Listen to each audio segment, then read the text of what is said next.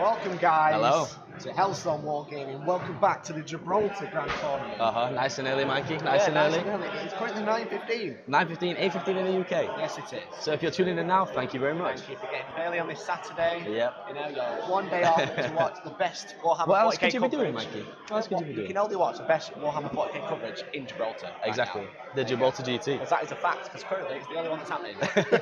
Yeah, all the Adepticon ones are asleep. Yeah, no, that's not in Gibraltar though. Oh, that's right. This is the best Gibraltar coverage. Yeah. There we go. Okay. So I hope you guys are doing well. Today this is round two of the Gibraltar Grand Tournament in Gibraltar. Who'd have thought, eh? Who'd have thought? Round 2 of 6, Mikey. It's 6. We've got 3 games today. Today? And then we've got 2 more tomorrow. And we updated the timetable. We did. So I did actually put the wrong timetable on because there is a time zone change. Yeah, what a terrible time to have a tournament. Yeah, exactly. Yeah, so everyone recorded at the wrong time. You know, if it was 2 years in the future, then we wouldn't have that. But there you go. So yeah, we've got 3 games today and 2 games tomorrow, which are happening. Basically, the clocks go back. Exactly. So they're an hour we lose an hour of sleep, unfortunately. Yeah, so are we going to be okay? We'll be fine. We've got coffee. We'll be fine. We got coffee. So, hope everyone's having a good day. And today we have Josh, with Craftworld Eldar. Yep. If you want to check him out on Instagram, they're beautiful, at Blood Moon Painting. Yep. And then we have Javier, who's got the Tau. With this Tau set, yeah. And this Tau army is gorgeous, Mikey. It is. They are both beautiful. Yeah, we're chosen, right? Very, very honoured to have them on the table. Yeah. Very honoured. They were super cool. They were like, yeah, we want to be on the stream. Yeah, exactly. They want to be on the telly. Yeah. They like being on the telly. On the telly. On the telly, don't they? And like we said yesterday, guys, these guys both won their first game, so they're in with a shot of winning the event. Yeah, just win. So just got to win 5 more games. Big, yeah. Just 5. If they win 4 more games, they might get on the stream again. Possibly. Yeah. So today we're going to be the Gibraltar GT is run by SM Battle Reports, and they have their own rules pack. Yes. So they use 3 ways of scoring in the division. They That's have right. primary, secondary, and tertiary. Yeah. So essentially, guys, the players are battling out for 32 tournament points across the game, okay? And they're split between the 2, like you just pointed out. The primary objective, which in this case is Eternal War, is worth 16 points. The secondary is the Maelstrom, that's worth 12 points, and then we have the tertiary, which is worth 4 points. And the tertiary are your ordinary secondaries, guys, so that's First Blood, Slay the Warlord, and Linebreaker. But it's First Strike in this instance, okay? Yeah, cool. Exactly. So that's how it works, guys, okay? So this mission in Game 2 is actually a combination of Narrow the Search. Ooh, controversial. Yeah, with the invuln circle in the middle, guys. Yep. Stay in the circle and die. And kill confirmed. And if you watched yesterday, guys, the difference this time is that this is the new chapter approved deployment rules, Mikey. Yeah. So I think Josh was chosen to deploy first. Yes. So Josh is currently doing that now. When we look at the table, you'll be able to have a look, guys. Yeah. So, interesting stuff. Javier rolled higher, he chose that. That's right, yeah. Which means Josh ends up deploying first. Josh decides who goes first. Yeah, which absolutely. is a really, really strong. But will we see another seas, Mikey? We might see. Will we see another seas? First seas of the Gibraltar Grand Tournament. Live on telly. Yeah. On telly. Live on Saturday night. So let's go and have a look at this deployment. So here we are, we have the same battle mat as yesterday, same board as yesterday. Yep. But it's super cool. We're going to try and change it up for Game 3. Yeah, if you didn't for sure. see yesterday, there you go. This is the first time we've seen this awesome board by SM Battle Report, which is absolutely fantastic. So the deployment is Spearhead Assault, so which is the pointy hammer and anvil. Yeah, that's right. You can actually see all the dice laid out. We have like a straight line there, straight line there. Oh, that was not straight line. We've just heard from the table, guys, that Josh is fully deployed now. There's no deep striking for Josh. Interesting decision, possibly. Not very cool, but they are the deployment zones. I've shown on the map one to the left. So Javier is currently still deploying. Yep, and he's just decided to put a squad of troops in infiltration, Mikey. Okay. So we'll see what happens. As you can see, actually, with Javier's deployment, look closely where he's putting those drones, guys. If you put the drones out of line of sight, it makes it incredibly difficult for your opponent to kill them. And then you can just tank the wounds on the riptide on the drones all day long. Yeah, exactly. It's a very good play from Javier then. So Josh's army is half hidden off the camera, which is fine. So we're going to try and set up another scene in a bit, which will get the full table. It might look a bit messy, but we'll get the full table. We'll get the full table. But shall we tell everyone what Josh has here? Let's go for it, Mikey. You go for the Eldar first. So he has a battalion and an air wing, rocking 9 command points, and it is Crafworld Alaitoc. So it's all naturally -1. As you'd imagine. As you'd imagine. Naturally -1, and then the plane's going to be -2. So he has a Farseer with Doom and Executioner, and Fate's Messenger, with a Warlord, with the Phoenix Gem. He also has another Farseer with Guide and Mind War, Shuriken Pistol, and he has another 10 Dire Avengers with Shuriken Pistol, and the Exarch has Shuriken Pistol with a Dinosaur. Okay. And he has 5 Defenders, 11 with a Shuriken Cannon, and then he has 5 Rangers. So those 3 troops. Yeah. Then he has a unit of 5 Dark Reapers. Nice and light. Just 5. It could be a lot worse. It could be Inari as well. Yeah, he has a Reaper launcher on the Exarch as well, so no Inari. Interesting choice.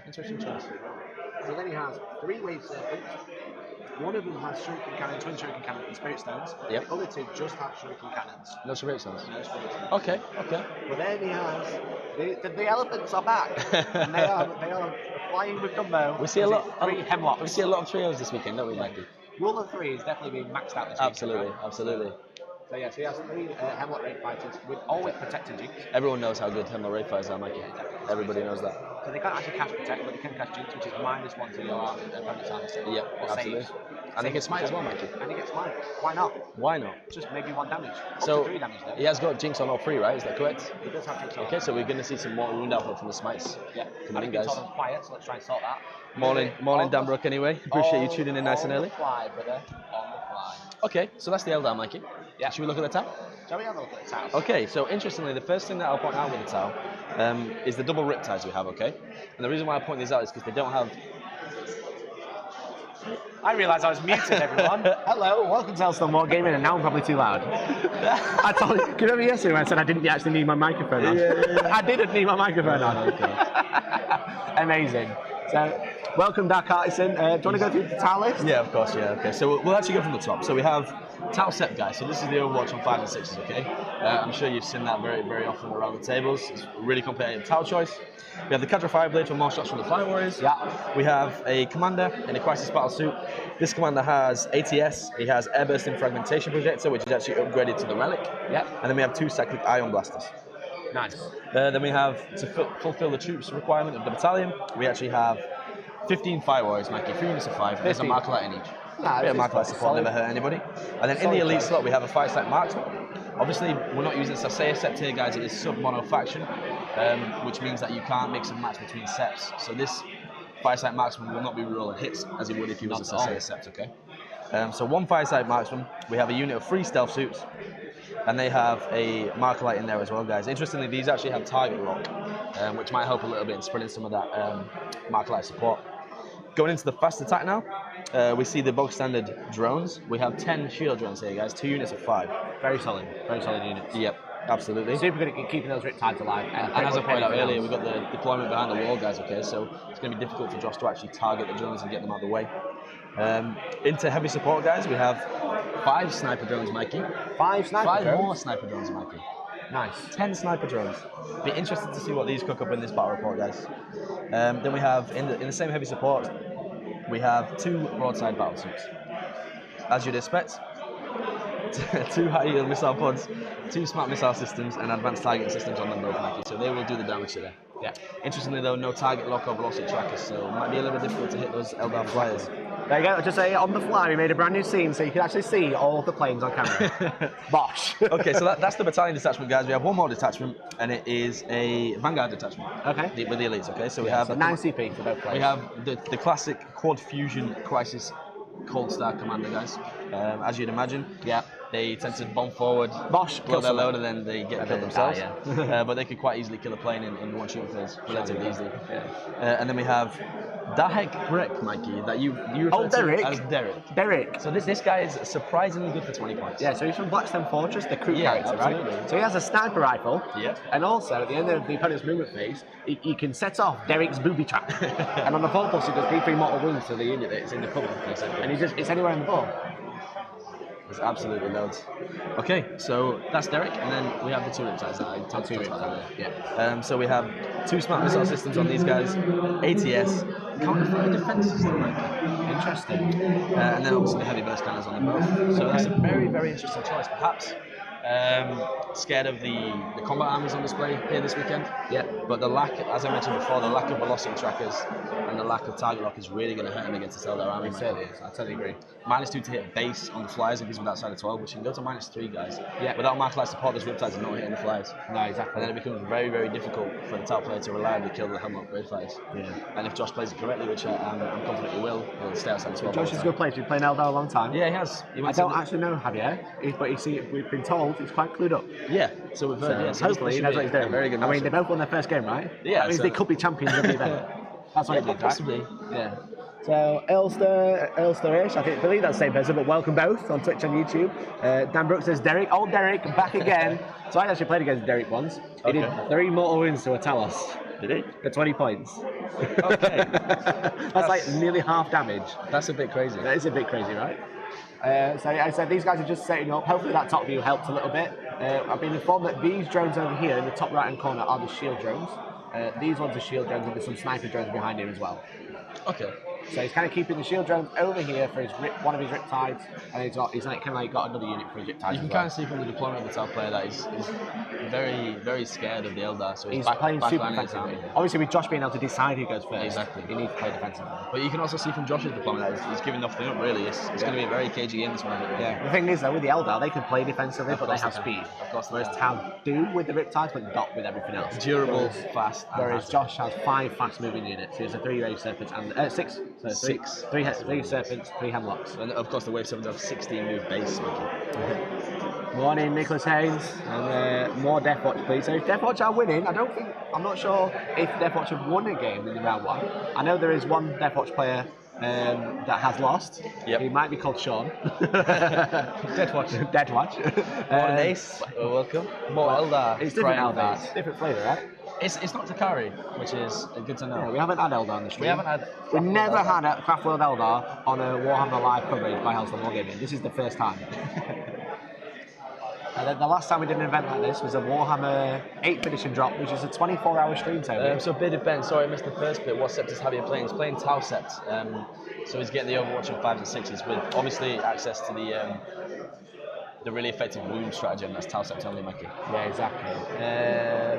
I can't remember what it's called. I can't remember what it's called. We'll find out. It's +1 to wound, basically. Yeah. So Cars Painting, thank you very much for following, dude. Really one of your Tau units, Tower Empire, Tower Focus sept fire units, that's the one. There we go. One of your Tau sept units wounds an enemy, and then the rest of your army gets +1 to wound, Mikey. Yeah, exactly. Super good. Very tasty.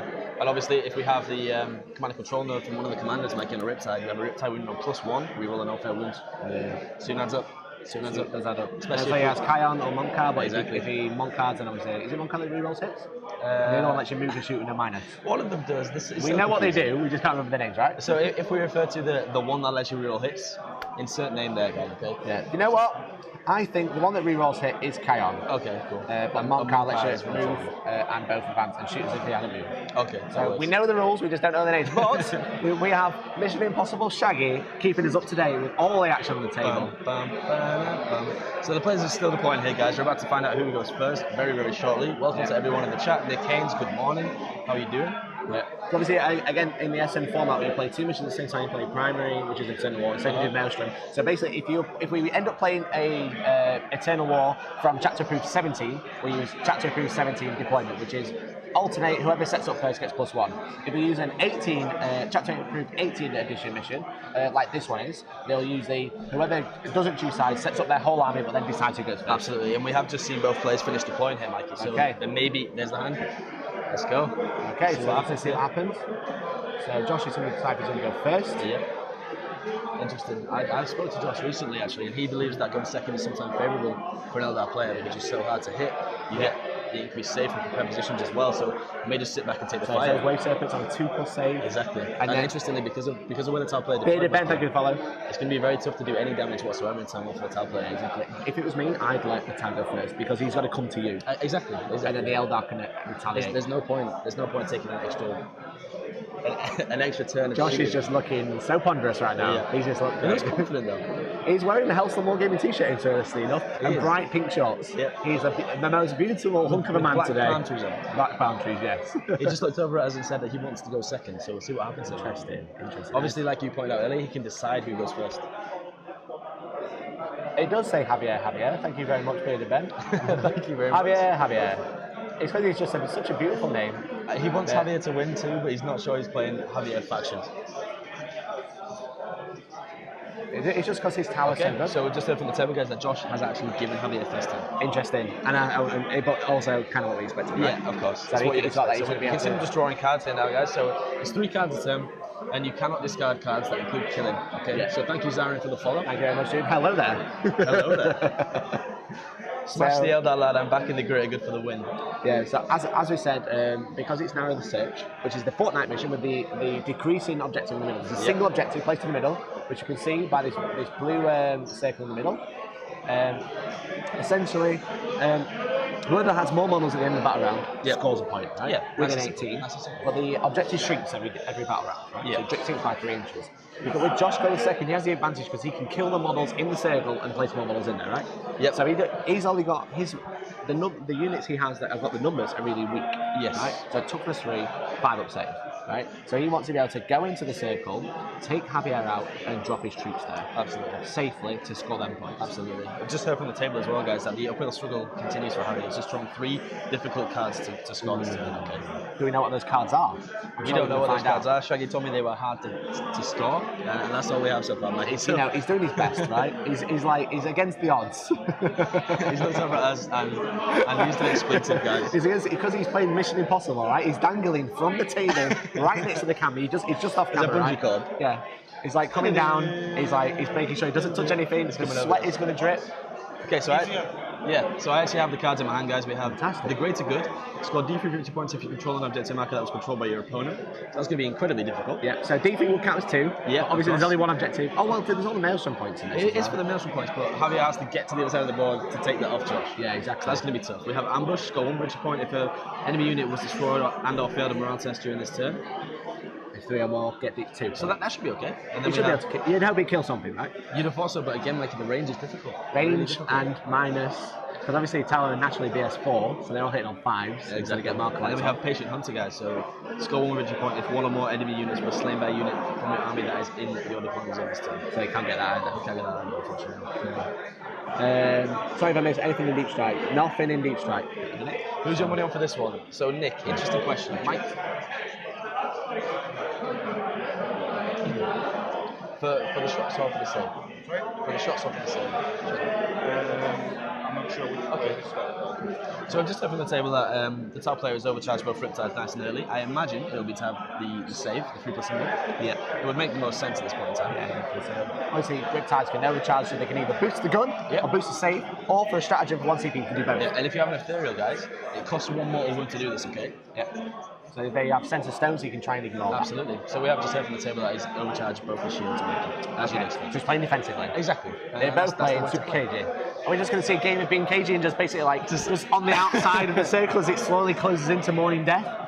Morning Death. I read Raging Beans. Shaggy is the info guy. Ace, that is correct. Yeah, I said he's practicing his best Tom Cruise. Is he balances above the table by a bungee cord and sweat dripping off his forehead, but he makes sure it does not land on the table. Right, that's what he's doing today. So thank you very much to Shaggy for being an absolute legend. We've also got someone else who's an absolute legend. We've got Mr. Stephen Pardo, who's going to be doing a roving patrol, much like yesterday. I tuned in yesterday. Yeah, exactly. So the roving reporter camera, sponsored by The Honest Wargamer. we couldn't do it without him, so Earl Sturridge, thank you very much for following Twitch, do really appreciate it. We're currently live on Twitch, we're live on YouTube, we're also live on SM Battle Report's Facebook page. We are indeed. So make sure you do share it with your friends, tell everybody, you literally cannot miss it. So just over the table as well, guys, Josh's plan is to draw the units outside of the line of sight and to be able to shoot them. Okay? Exactly. So it's an interesting play. I think I would do the same. We both touched on that already. So back to Nick Kane's question, Mikey. Who's your money on for this one? So with Josh having that upper hand of being able to choose her own first, I think Josh has got a really good advantage. Yeah. He has a lot of hard hitting units, turn 1. So if he can hit back really well turn 1 as well, that'd be like a really difficult for Javier. However, Javier has obviously boosted those Riptides for the survival, not for the like shooting. And I think a lot of people underestimate how hard it is to go for a 3+ symbol or a drone. There's a lot of damage you can take there. And interestingly with Josh's list, although he has the Dark Reapers, guys, outside of that, it's just the Crimson Hunters are going to have to shift that weight. Yeah. The thing is, it's like the Riptides are going to be really hard to kill. If Josh can clear out all the enemy units, those Riptides are going to have to score points in the middle. Yeah, absolutely. Which means they won't get the room. Exactly. It means they'll be moving. Yeah, so they're going to have 2 save, and now we win them all. Exactly. Exactly. So you're going with the Eldar player? I think I'm going to go with Eldar. Okay. I'm going to go Team Tau. Ooh. I'm going to go Team Tau. I don't think it's going to be easy. We're like the yin and yang. I don't think it's going to be easy, but no one likes to see Eldar win, do they? No, they don't.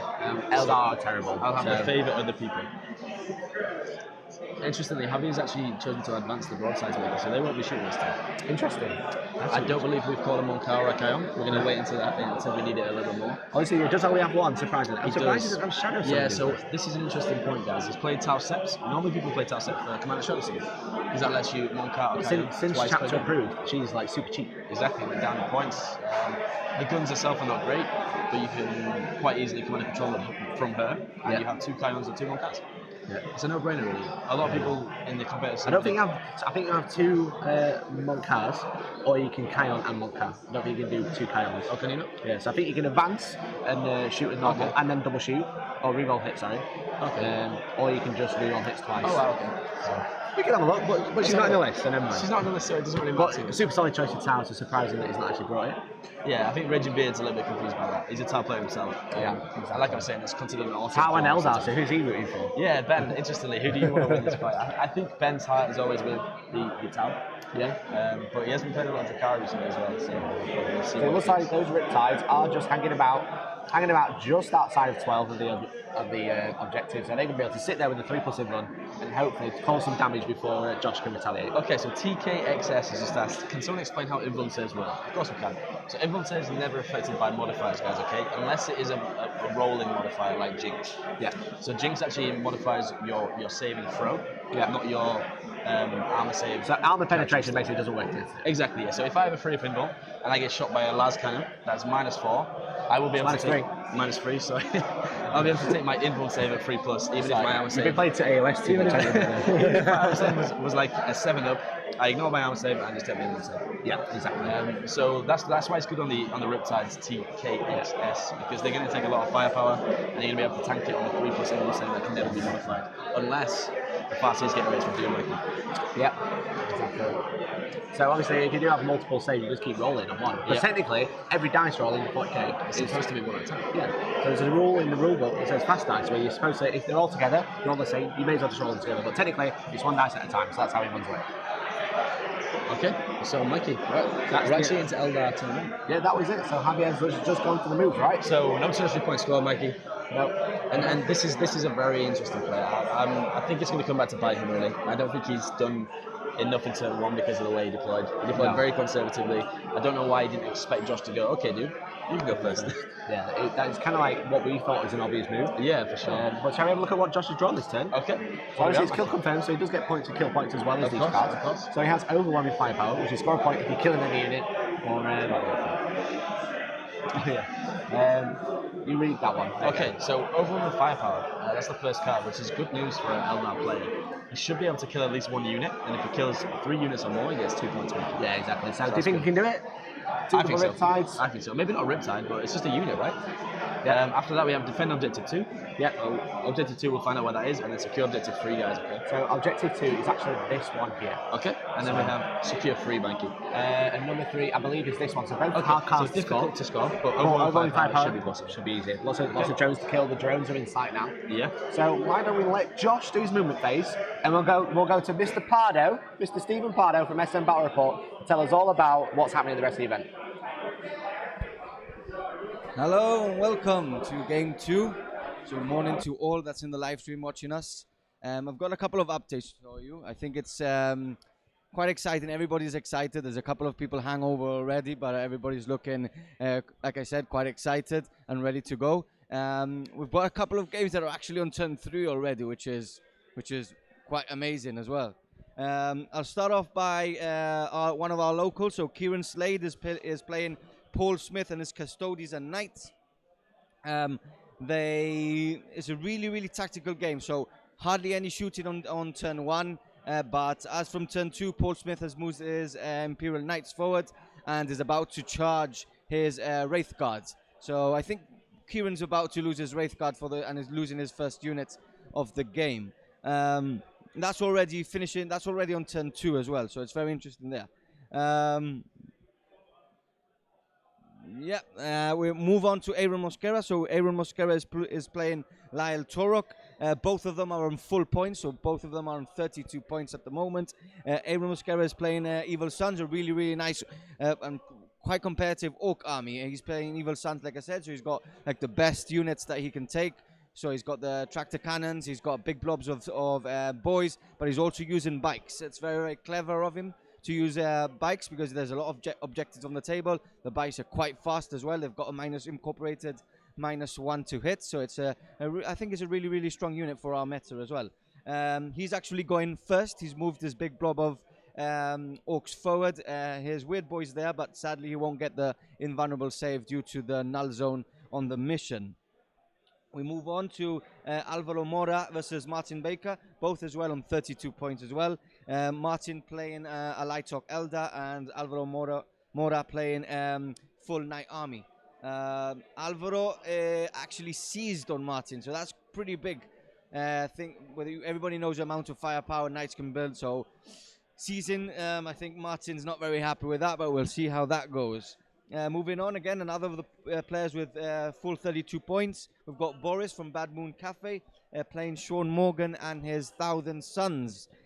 Boris is actually going first, so I think that's a tough matchup for Sean, but Sean's Thousand Sons army is a really interesting list. He's got, I think, 3 squads of Zangos, a total of 60 Zangos altogether. He's got 2 big enlightened units of 9, and he's also got Magnus on the table.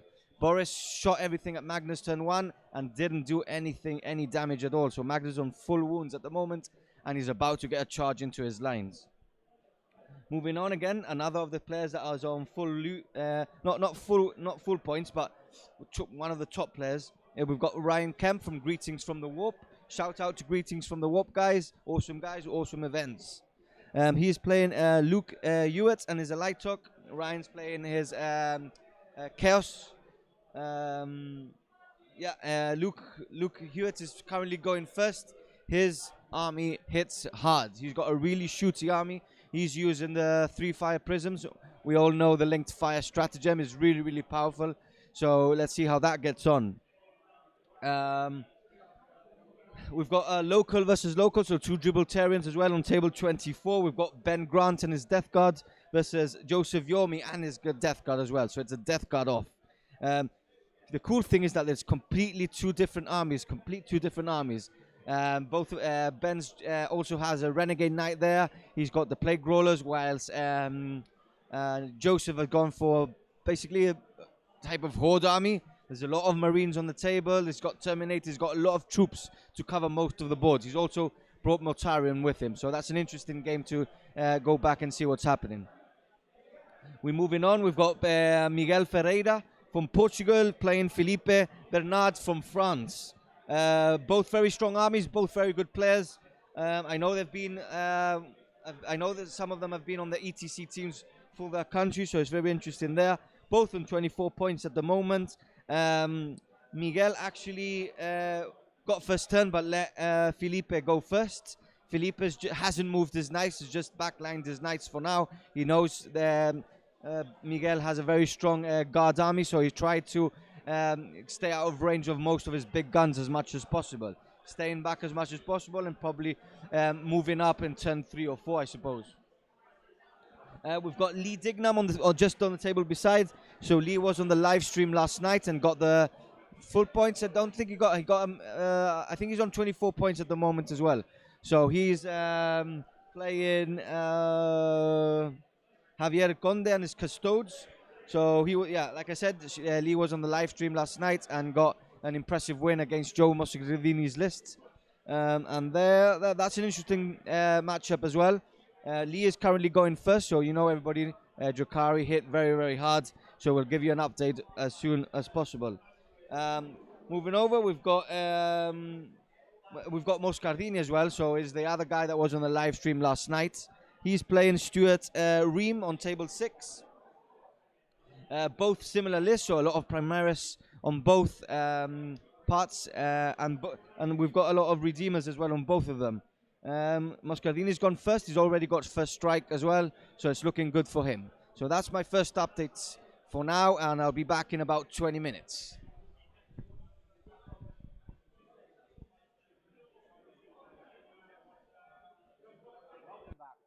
Crafworld Gaming. Well, thank you very much, Mr. Stephen Pardo from S&B Reports, for doing that coverage of the rest of the Gibraltar Grand Tournament, the first of its kind in Gibraltar. So, welcome back, everybody. We are round 2 into a 6-round tournament. Yep. We had one last night. Yep. We had Blood Angels versus Drakari. Yep. Drakari. Belter. What a belter. What an amazing first game. We saw a seize from the Blood Angels, We did. but it seemed that luck had run out just then. So it's a Drakari, but today we have Josh and Javier. Yep. Craftworld versus Tau. Yep. Tau actually was given the first turn by Josh, so we didn't actually see a siege roll. That's right, yeah. Shame. Very good Shame. Very good play from Josh. So yeah, but basically we're in the shooting phase of the Craftworld. Sacking phase. Still in the sacking phase. Okay, so I'll just update you as to what happened while Pardo was on. Yeah, what happened? Tell me all about it. Okay, so as you can see, the Dark Reapers have got out on that building there, Mikey. Yeah, exactly. So Dark Reapers are sat here, Exactly. just having a party. So the 48-inch range on the Reapers should be enough to hold back some resistance from the Tau there. Yeah. Okay. And then as you can see in the centre of your screen, the Wave Serpents there, one of them's actually scoring the objective, guys, okay? This one here. That's right, yeah. So that will net Josh 1 point this turn. For the primary. And that is so important, guys, because you only score 1 point per turn here. And if you play 5 rounds, if you score 3 points, you're going to win that primary. Yeah. And interestingly, as you can't actually see the flyers very well on the screen, guys. Shall we change view? We'll change the view again. You can see one of them. Okay, you can see one. If you just circle where the other two are, Yeah, so these are going to act as basically as distraction kind of fixes, guys, okay?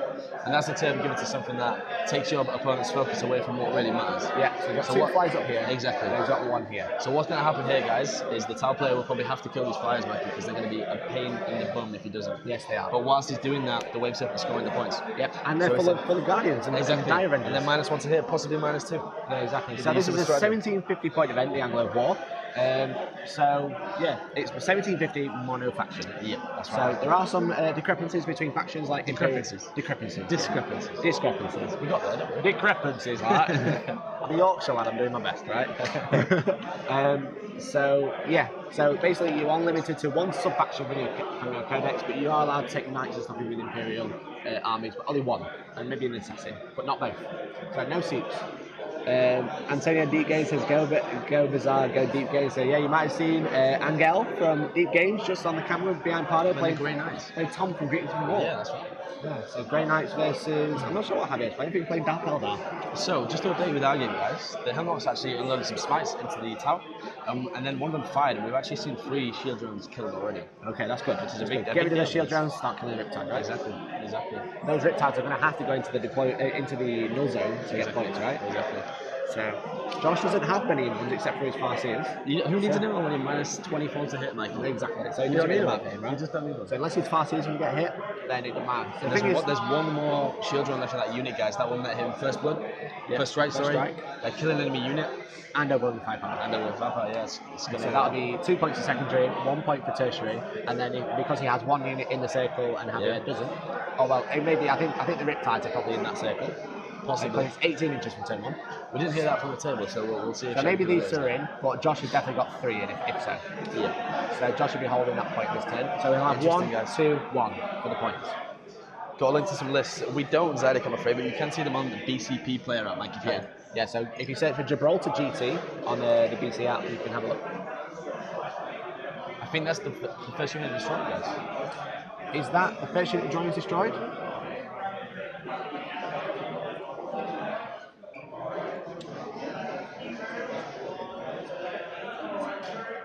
Okay, so we did kill the unit of shield drones there, Mikey. Okay, so Yoki fine, thank you very much for We following. only have 2 fire warriors left over that side as well, and 3 sniper drones left. So a lot of firepower into that left flank there for Josh, guys. Yeah, so currently, because it's kill confirmed, you get a point for every time you kill a unit. So that's a point, and he also got first strike, which is another point for tertiary. Yep. So the mission's split into 3 for this mission. Absolutely, and we'll see how many units remain to be killed for the overwhelming firepower maelstrom card that he drew. Yeah, Pompey Paul 87, thank you very much for following. Really appreciate it. We're currently live on Twitch, live on YouTube, and we're live at S&B Reports Facebook page. If you want to check them out anywhere. Morning to John Spence and Ian Stanford in the Facebook chat. How you doing? How you doing? Tony Von Petroson. Unfortunately, we don't speak Spanish. Well, I'm really sorry. So we don't understand. I struggle to do English, never mind Jay, Spanish. do you know what? I'll Google Translate and we'll find out. We'll do it. like It's to be not hello, interactive. my good friend. Muy bueno. Muchas gracias. Wow, if has anyone never heard a Yorkshireman try and speak Spanish and butcher it that badly? I did my actual best. Okay, so it means what format is it? I imagine that means ITC, ETC, anything like that. So this is very similar to ETC. It is. But it's scored slightly differently. So there's an Eternal War mission, a Maelstrom mission, and also the Tertiary mission, which is your secondary to a normal Eternal War mission, First Strike, Linebreaker, and Slayer Warlord. So we will see how these guys get on. So the primary is now in the search, as on the screen. The secondary is kill confirmed, and the tertiary. So if you want to see the mission, they're all on the screen. So obviously, I apologise if you don't speak English. I can't read English, but so we're doing this best. Mike, you have some breaking news from the table. Breaking news! So the really aggressive fire that you can see on the far right of your screen, guys, actually fired at the a commander with drone controller. Yeah. The commander passed all the wounds onto the drones. 4 wounds onto the drones. 4 drones there. Okay, 4 shield drones then, Mikey. That's good. That means we have 1 single shield drone left. The thing is, that's it, right? So he's bullying the commander. Yep. So he has to put them in the shield drones, right? Obviously, you'd love to kill the commander, but also killing the drones is good, right? Because then that means they can't use them later. Yeah, exactly. More crucial points. Turn 1 is just clear trap, right? What the thing is as well with killing shield drones is killing a number of models. Exactly. So Josh can have a limited number of models out on the battlefield, out of his transports, to score those points, right? And you can already see, guys, Javier is just thin on the ground, right? The amount of drones are getting reduced. So Shaggy just points out the Riptide that the Dark Reapers are shooting at, and that's possibly not even in range for the drones to pass the wounds on now, guys. No, maybe not. Not this one. Not this one here. That one there, yeah. So this one has got plenty of drones to play with, but this one doesn't. It does have a 3+ invuln. I don't know if he cast Jinx or not, but if he did, that's going to be a really strong point, right? Okay, so the Dark Reapers whiffed, I'm afraid. They had one hit, 1 wound. Okay. And the Riptide suffered 3 wounds. So okay, so 1 wound went through. That's not too bad. Yeah, that's okay. in nice and early. That's okay.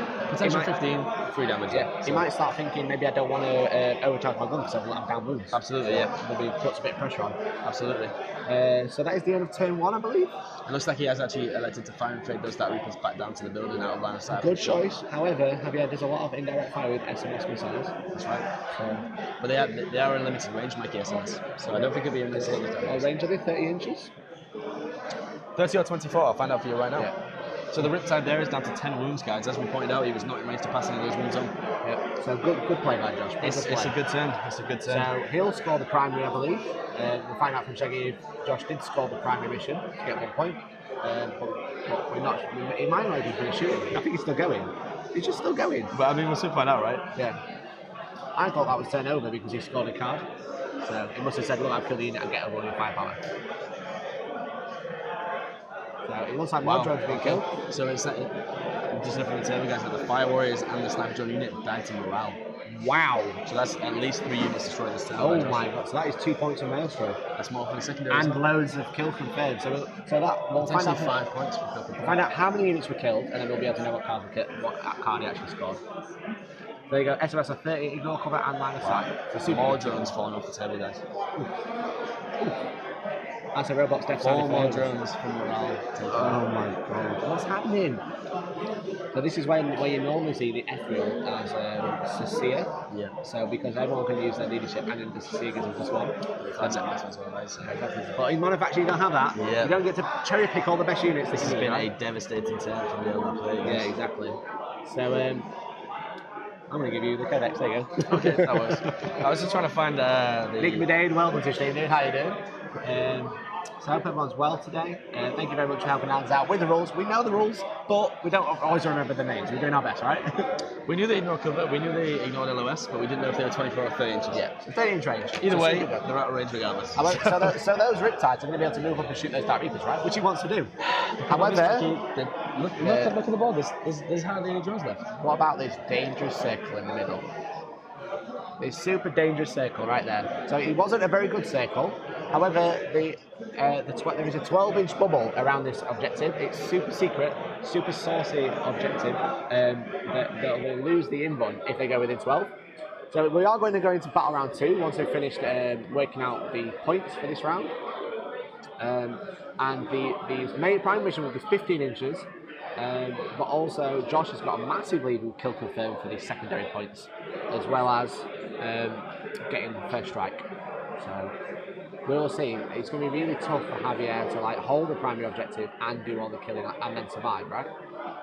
So there we go. Josh was just pointing out, so you can see as there. So that is the deployment. That's where the deployment line, the invuln line is.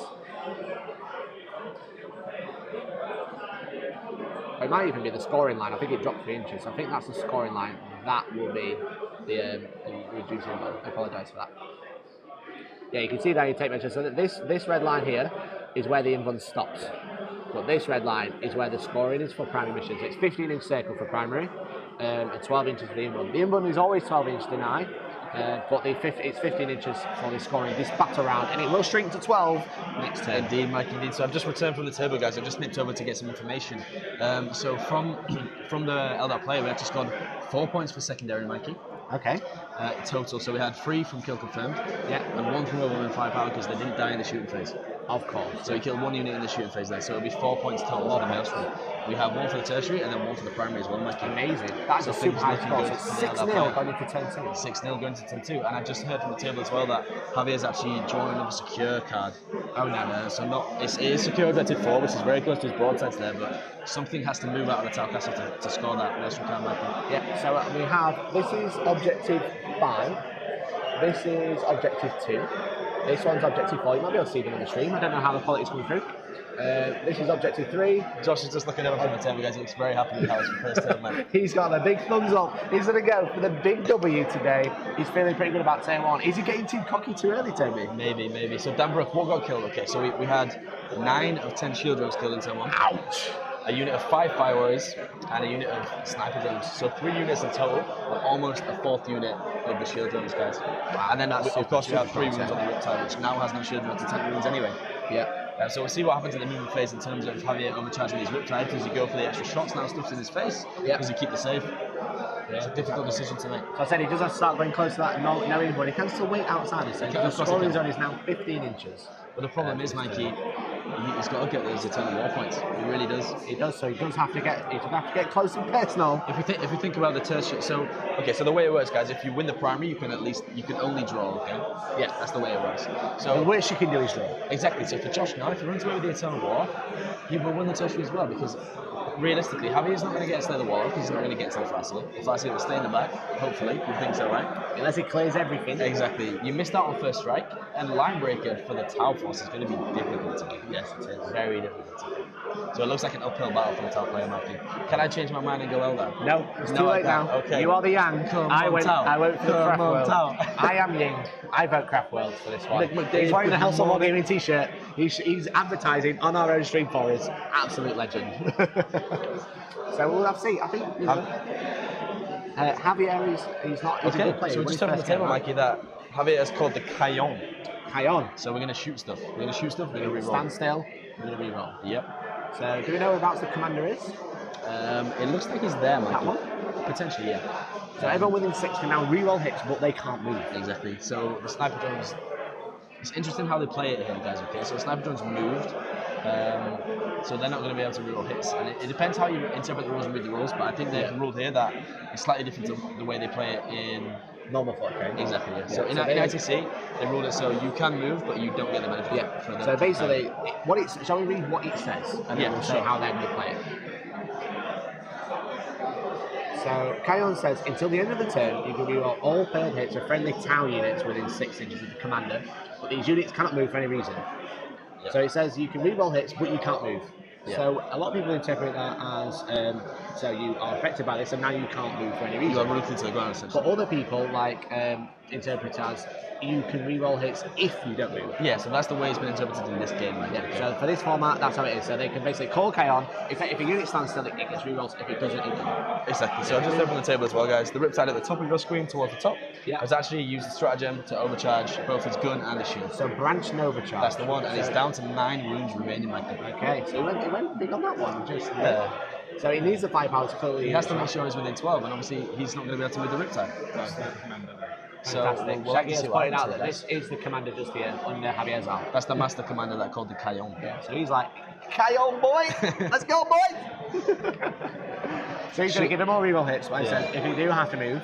He whispered in the Riptide's ear and said, shoot better, Mr. Riptide. Yeah, as said Anglo War, that's how it's going to work for this format. So you can call Caillon and choose to move and lose the bonus. Yep. So that is how ITC have ruled it for the LVO. Yeah. And because this is an ITC registered mission, SN wanted to kind of keep the rules format in the Keep sense it of simple. so they're using lower level of multi-level rules, box line of sight, and they're using the tau The clarification. thing with rulings like this, as long as they're very clear from the start, it causes no problems, right? Yeah, It's only when you have discrepancies between games that's when it becomes an issue. Yeah, exactly. So if you keep it very simple from the start, everybody knows, everybody's up to date, everything is hunky dory. Yeah. So as you can see, we're just finishing off the movement phase here for the Tau player.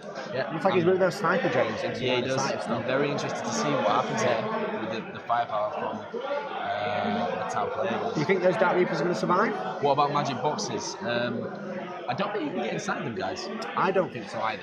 And We can find that out from Shaggy. Are we using the enclosed room special rule? I don't think we are. I think the only one we're playing is that bottom level boss line side. Yeah, we haven't seen anything about enclosed ruins. This will be quite awkward on this board because there are a lot of enclosed ruins, so I think they probably block them off. It sounds like from the term guys we just heard that Javier will potentially be sacrificing the primary just to unload as much firepower as possible. Yeah. So If he can kill enough this turn, get those guardians out, Javier's gonna have loads of drones to jump on the middle, right? Yeah. But if not, then it's game over. It does give you a massive advantage as a Tau player because you can then because you have the option, right? You can give up the main stuff reroll hits. You always tend to castle units in there. Guys from Martin McNeil. Well, have you? Oh, amazing. Thank you very much, Martin, for hosting that stream. Nice and we appreciate it. Also, turn Toby up my key too much. I am a very loud, belly Yorkshire man, so I get it. I totally get it. He yells too much. I do. He's Yeah. just excited, guys. Don't forget that this morning when everyone said I was a bit quiet, I didn't actually have my microphone on. So I don't need a microphone. It's fine. We'll just use Toby's.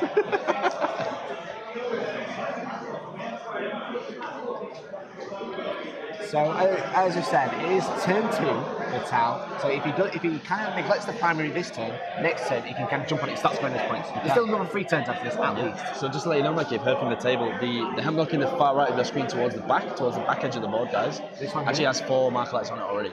Ouch! So we have one from the Mechanical Fireblade and we use the stratagem to add more. And he actually rolled a 3 on the D3 to get 3 more marker lights, guys. So with 4 mark lights, he can at least reroll ones. He Yep. can ignore moving and shooting. Ignore cover as well. Ignore cover, and I believe he ignores a minus. But we'll have a look what the 4 mark lights will And give with the it. 5th, obviously it's BS plus 1, guys, which is very important.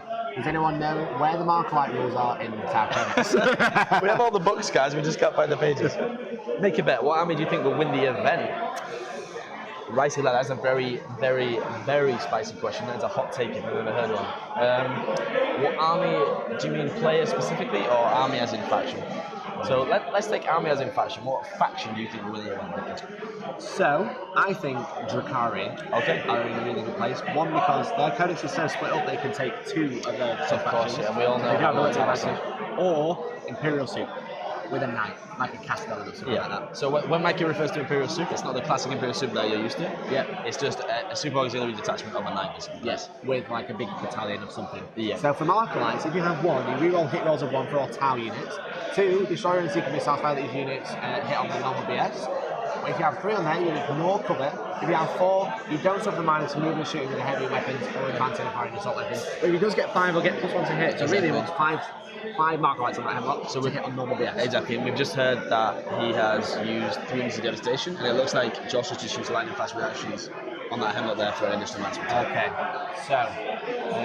So it's a lot of counterplay back and forth on this hemlock, guys. Josh wants to keep it alive, Javier wants to kill it. We'll see what happens. yeah. Do we know how many CPs do unit devastation is?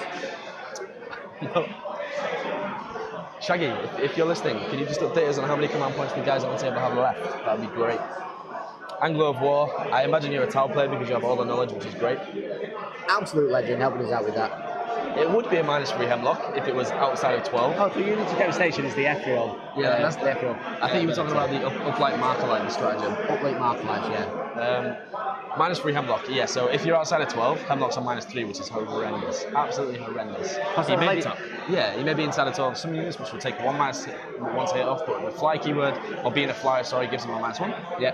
With velocity trackers, it's counted, but like we mentioned before, velocity trackers.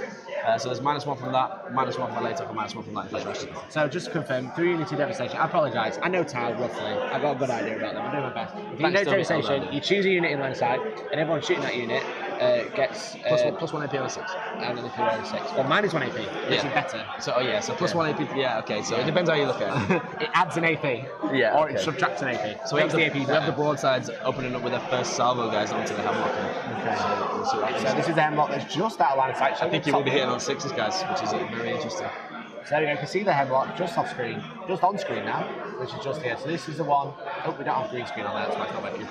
So we just have that one just to the right on screen, and that is it shot by the broadside. So these have missile pods, so they have horrific amounts. We have 4 wounds from the high yield missile pod into the hemlock, guys. Okay. There's a lot of cheering from the table, something has just happened. I don't know if you saved them all or failed them all, we'll see what happens. Interesting stuff. Yeah, if that hemlock goes down, spicy. The thing is, 10 damage, Mikey. Ouch! 10 damage. Only 2 wounds remain on that hemlock. Yeah, tough stuff. Broadsides are horrific. Yeah, and this is 2, right? And now you see the merit in running 9 in a competitive tower list. We saw that one. Hashtag vengeance for Jane. So he actually passed 3 of the Fino paints with the Spirit Stones on the hemlock there, so he's got 7 taken, 5 remaining. Okay, amazing. Eldar Flyers are cancer, ace face. That is a very strong statement. But I would tend to agree, especially if you run 9 or 6.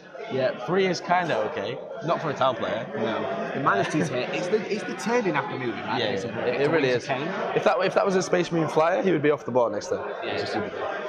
And it was any other flyer. Any other flyer that isn't Craftworld would be off the board. And what's stupid is they have the cheapest flyers as well. So this is not about Eldar. Expensive, like 210. They're 210, but they're a cycle, right? So that's kind of fine. Yeah. But Crimson Rex side, 75. It's like I just fly wherever I want. Okay, dude. I stay at the back of my board, fly around, and just delete everything. Yeah, so that's called a vector dance, basically. Yeah. It's where you sit perfectly out of range, fly back and forth, because you can literally just turn, forward, turn, forward, turn. Shall we draw it? We can draw, yeah. We could draw. So what happens is you have, if I can find a mouse, you have like a flyer that starts here. Yep. And then it turns and flies this way. Yep. And then it points this way. Yep. And it just does that back and forth. It doesn't even go forward, it just stays on the same line. Yeah, it stays on the same line. It just zigzags. It plays Snake too. And that's called a vector dance, guys. And what that means is that the Eldar flyer is completely out of range of anything that will hurt it. It's in range to shoot anything that will hurt it as well. And you have a very horrible time trying to kill 3 Crimson Excites doing these assembly. And that's how the Hemlock has managed to fly it from here all the way over here. And then it just turns. That way. Why not? Why not? Now we can go backwards if we want. Back towards the centre objective. It's stupid. And become -2 once again. Okay. But it is a super good distraction that he's got there, right? Because what it also means is Josh can keep that Hemlock in his deployment zone and bully all the characters. So Sam Wegrinowski, hopefully I didn't butcher that too much. Sam's coming to our event next year. Wow. I call him Sam Wergy, I hope that's alright. I can't pronounce his last name. Sam Wergy says 10 wounds, where's your Messiah now? So he's actually one of Josh's friends, so thank you for supporting your brother. So that story has some insight. He says, I can tell you from a Tower player's perspective, the Eldar matchups are miserable. And I can tell you from anyone else's perspective, playing Tower is miserable. Yeah. So it sounds like you never have fun playing Tower. Well, the great thing is one of them's going to get knocked out this round, right? Yeah. One of them is not going to be able to win the event, and that's good for everybody. Yeah, of course. Eldar flyers or broadsides and riptides. So. Yeah, exactly. So we're still in the task sheet phase, currently of turn 2. So it looks like it's... Okay, so we're firing the commander that is not the quad fusion commander now into the flyer. Okay, so into the Hemlock again at the back? The same Hemlock, yeah. Okay. So obviously he's taken 7 wounds, so he only has 5 left. Yeah. Does have Spirit Stones, does have a Spirit Up save. And there's not that much reliable firepower. We do have 2 Cyclic Iron Blasters, which is very good. Yeah. And then we have the Relic Airburst Fragmentation launcher. So that can be good. It looks like he's failed the save. 6 up Spirit Stone, which it looks like he's failed. Some more 2 6 ups. Oh, he's made them both! He made 2 Spirit Stone saves! He's giving me the tongue action for those double 6s. So normally we manage to hit, guys. We actually have a 6 up Philo pain. Yeah, Spirit Stone. It gets worse. 10 points. It gets worse. I know. They're free. Wait, you have to take it. You come with them. Makes it 10 points more expensive, but you can't take them off. Good. Amazing. So that Hemlock, so it seems like distraction is absolutely perfect. It seems like the last result from the quad fusion Cold Stack Commander is also opening up into the Hemlock, guys. Here we go. We need a kill. He needs to kill something. Straight damage, no save. Let's see what happens. -3 to hit Hemlock. Absolutely horrific. He should be in double tap range possibly as well. So. Well, yeah, that's it. If he's within 12, it's not -3, it's only -2. He dealt 6 wounds with 5 wounds remaining. Feel no pain's coming up, guys. Let's see what happens. Here we go. He's made 1. Does he blow up? Just dead. Does he blow up? It does not blow up, so that is the Hemlock destroyed. There we go. So Squeaky bum time there. Yeah, it's 1 of 3 though. So that will at least be 1 victory point for the secondary for Craftworld. Yoda Goodsell, thank you very much for following. Hello there. How are you? Yoda. Hello there. So there you go. That is battle round 2 for Javier. Do you think he I'm did not sure enough? he's finished firing the Riptide yet, Mikey. No? So we'll see what happens. Maybe that was just the broadside. That was just the broadsides and the So commanders. the Riptide's left to shoot. Yep. Okay. Do you think he's done enough so far? That's what I meant. I didn't mean this turn. I meant It's tough. It's really tough. It's really tough. It's hard to know what's enough to do. Because obviously the Crimson Hunters, not Crimson, sorry, the Hemlock's going to provide a threat. But they're not the ones scoring the points. The Wave Sevens are. They are the distractions. The old distraction. So we thought we were kind of saying like Valpardo was having a shout, but Mr. sponsored by Honest Work and the Rebel Report camera. We were saying that like maybe he's gone too aggressive with those same lots, but It's paying off. shooting It's paying off. It's paying off. not shooting as much. Wait, remains to be seen where he's going to shoot the Riptides, guys. Hello, Brett, you absolutely beautiful boy. He This reckons Imperium painter. shooting the Hemlocks was the wrong move. Yeah, it was distraction sound effects. Interesting. So what would you have shot, Brett, out of interest? So it's going to be super tough to take down this wave serpent. Yeah. Have serpent shield. Minus 2 tip. Yeah, minus Minus wave one serpents are naturally. -1. Minus 2 with line of factory ashes. Yeah, but also they reduce damage by 1. By 1, so yeah, there's heavy burst cannons, which would normally be 18 shots if you overcharge it, potentially 36 damage. Yeah, now only 18. 18 max damage. Yeah, 0 That's to 18. max as well. That's not as good as like Scourges with haywire blasters, is it? That was 120 down to 12. 120 damage doing 5 wins.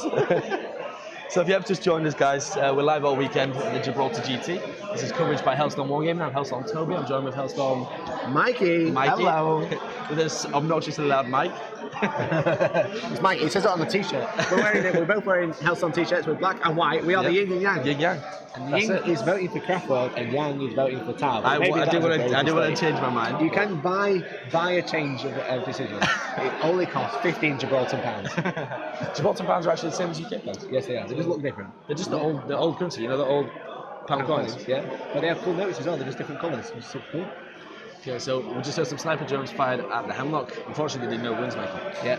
With City. Dan Broken said, I don't think Josh would be too bothered by Warhammer down, making those foot sense was great. Yeah, I totally agree. The fact that we had to fire a quad fusion blaster commander, was the most reliable anti-tank in the army at BS2 flat, Mikey. Yeah. Which is obviously affected by the modifiers, but BS2 4 fusion blasters is no joke. No, they hit you on 2s if there's no modifier. Yeah. He's obviously re-rolling all hits with the Kyle. Yeah. They wound you. They're going to wound you on 3s. Yeah. They do roll on 3. Minus 4. Minus 6 damage. It is good. And they are melters in the sense that it's 18 inch range. If you're within 9, you can roll 2d6 to the highest. Yeah. Super good, but he's not moved. So he's really far away. So it's minus 2 ticks. And I was hitting 4s rolling ones rather than 2s rolling ones. So maybe he should have gone up there, just gone for the Okay, so Riptide on the left, which I imagine is the one closest to us, closest to the bottom of the screen. Hyper Hazard, thank you for the follow. Hello there. Dude. Hello there. Is that Riptide here? Riptide. Into one of the Hemlocks. Into this one here?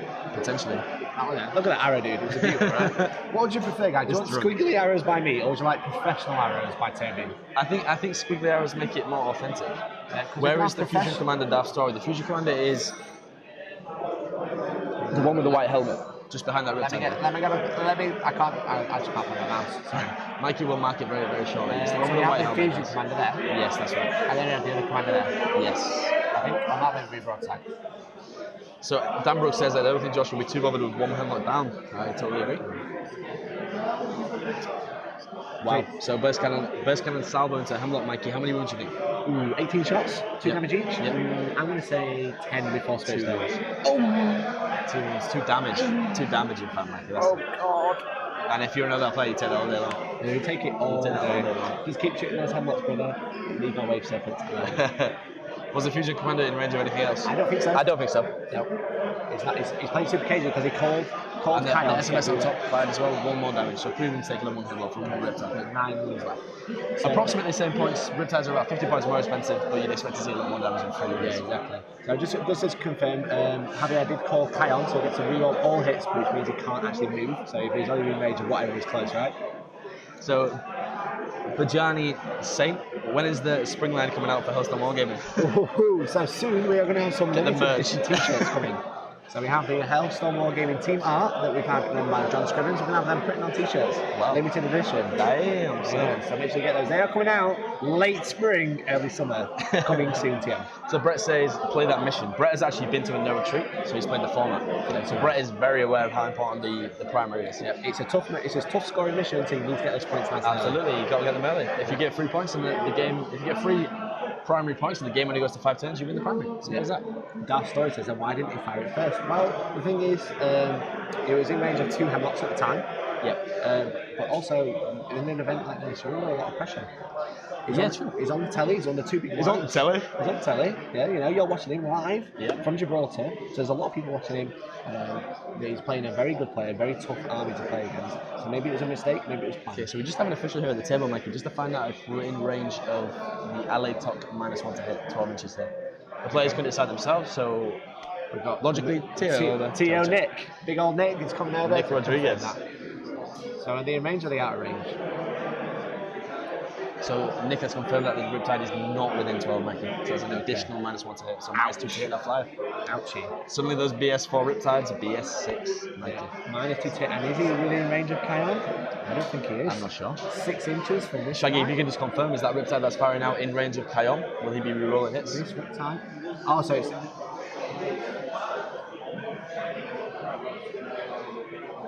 So he is rerolling, but because of the modifier, he's going to only be rerolling the 1s, 2s, and 3s, Mikey. Ouch. So 6 is rerolling 1s, 2s, and 3s? Yeah. Oh my god. 6 is the hit, rerolling all failed hits before modifiers. Wow, that is a big tough call from the TO. Tough. Nick had a tough decision to call there, but yeah, we're going to play it fair, right? Best to get the TO in nice and early. Let's not have an argument. Exactly. Especially on stream, right? Exactly. Especially on the telly. The top player is looking slightly deflated here, guys. It's only turn 2. He's not doing well. There is some Spanish muttering there. Yeah. I believe it was. I'm having a very good game, and this is going really well. Wow. So we just heard from the table, the opening salvo from the burst cannon, which was definitely Nova charged at 18 shots. Yep. Only 2 wounds went through. 2 failed wounds, 4 damage. Josh shaved 2 with spirit stones. It's adding up. It's There's adding like up. 5 wounds on the hemlock left at the top, or maybe Yeah. 7. Yeah. We'll find out from Shaggy. Yeah, I've just heard from the table that Josh is having the game of his life in terms of luck, and Javier is very unlucky with his dice rolls. So fundamentally, guys, it's a game of dice, right? If Lady Luck is not smiling on you, you will struggle to win the game. Dan says that Javier actually muttered subscribe to Hellstone Premium in Spanish because he was just that excited. So that story says, that's fair enough. I've been using the Quad Fusion Commander recently. It's one of the things you learn to fire it first. In my first few games, I had Mark tag up to 5 and then blow over the Fusion Commander. Voicing the Martelites, yeah. So it's difficult. It's very, very difficult. Tau are very immobile to a certain extent and rely very greatly on their salvo. If it doesn't work, you're fighting an uphill battle, guys. Exactly. Okay, so Javier's finished his turn. Scored 3 maelstrom points, Mikey. Okay, that's super good. Yeah, No tertiary, no primary, but 3 maelstrom points. It's good, right? It's keeping up. It's got to keep getting points, right, at this point. But it did sacrifice movement for the primary to score that point. And so scoring 3 points, so was it worth it? We'll see about that. So interestingly, that story, with the inception of AVE, I played a friend of mine that played with 8 commanders, and 4 of them were Quad Fusion. Amazing. So anything that had any armor was just puff. Yeah, exactly.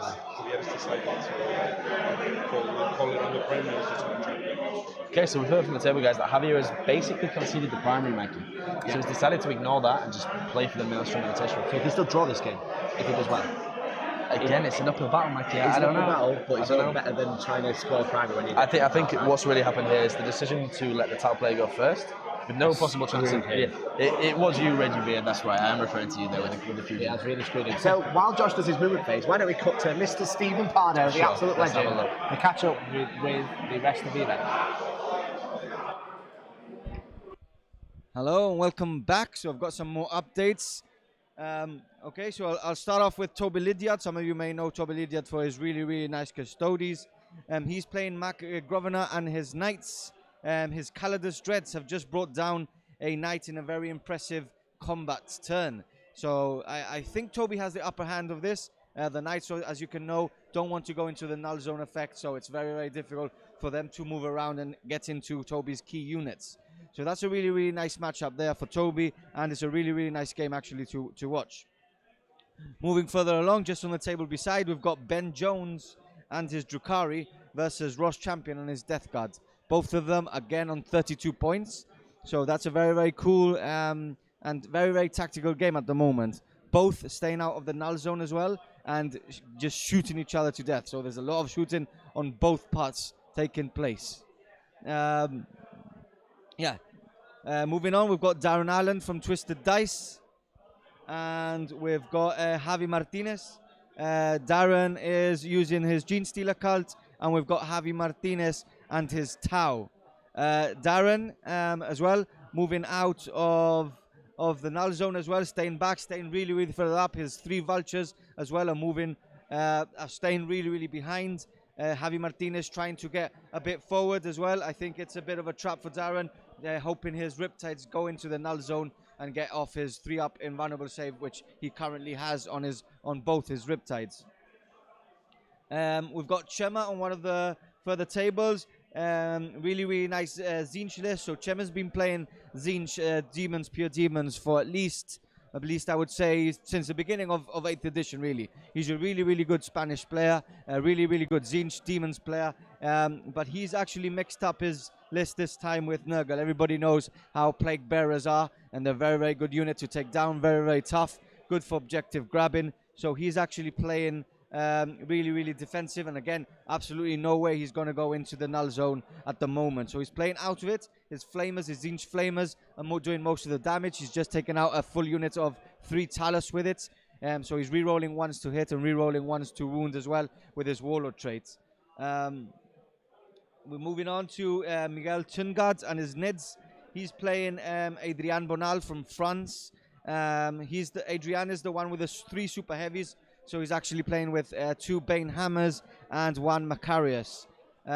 Miguel and his Nids just rushing forward as much as possible. He's got 2 big broods of Carnifexes just moving forward, taking the damage and hopefully getting into combat and bringing those super heavy tanks down. As you can see, our formats and our tables have a lot of terrain on it, so it's making him Adrian very hard to move. So there's not a lot of movement on his side, but the firepower those tanks bring out are very, very good. Moving on, we've got Tom Spear and Adam Shoesmith. So Adam representing the Gibraltar Warhammer Club, and Tom Spear, again, I mentioned it yesterday. He played me at Heat 4 and absolutely decimated me, and he's using the exact same list. So it's a very hard list from him. Both are playing Tau, so as you can see, very cagey, very tactical as well on that side. Tom actually went first and hit pretty hard. Obviously, he went for Adam's drones first, cutting them down, and then after taking most of his drones down from around his Riptide, started firing at his Riptide and took it down to 5 wounds remaining. So it's looking good for Tom on that table. And lastly, we have Colin, also representing the Gibraltar Warhammer Club and his Thousand Sons. He's playing Mikey. He actually stole on that game and he's going first.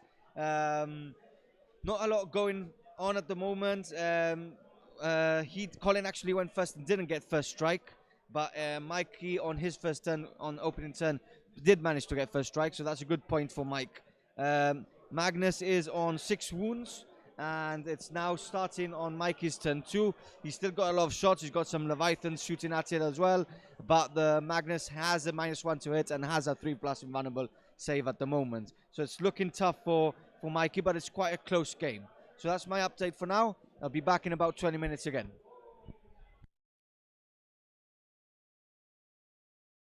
Welcome back to Telstar Wargaming. Thank you very much, Mr. Stephen Pardo, for that update of the Gibraltar Grand Tournament in Gibraltar. 72 players battling out to be champion of the Rock.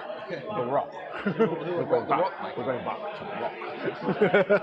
That's a really good Sean Connery impression, right? So this is the Gibraltar Grand Tournament. This is round 2 of 6 rounds this weekend. We have this game. We have 2 more games today and 2 games tomorrow. Okay. So I'll just update you guys based on Josh's doing phase. I think we're inside your phase now. We'll update you on what happens. But I'm not sure if you can see it in the midst of those wave surfers, guys. He actually has his Warlord class in. What here? Yes. So he's got the primary of his Warlord. Yeah. He's in range now to Doom, which is very important. Doom on a Riptide will help a lot. Yeah. So reroll wounds, right? Well. Yeah. So more wounds. So let's just catch. I'm gonna say let's quickly go over what's happened, right? Sure. So Josh, in this mission, Josh was given. Javier chose sides, which meant Josh deployed his entire army first. So then Javier deployed, and they both deployed super defensively. So Josh gave Javier that first turn. So meaning what that meant is Josh could stay stupid defensive at the back line and not worry about the Tau shooting him and butchering him turn 1. You could give him the old switcheroo. The old switcheroo. For defensive. Okay, did you go first? Yeah, exactly. There you go. So you've gone defensive. I get to go first. I get to choose. So there we go. You can go first. It was like very kind to Javier. Went, yeah, you can have it. And I realised that Javier had been screwed. Exactly. So guys, we have a I'll just update you now as to what's happening. Let's have a look at the top view. We can see a bit more. As you can see, like we pointed out before, the Farsi is in the middle of those waves in this there. Yeah. Defending that primary for their life. Then we have the two handlocks again. Very, very aggressive play. One of them has 7 wounds remaining, one of them is full HP. Yeah. He's actually decided to jinx the broadsides from one of the handlocks. Which makes sense. The broadsides have a 2+ armor save. If the Reapers can then come in and delete those broadsides, that'd be super tough. So they're ready to kill them. Yeah. There you go. Apologise you can hear Mr. Pardo wanted to be on stream again with his microphone. He loves them microphones. It's just about updating the crew.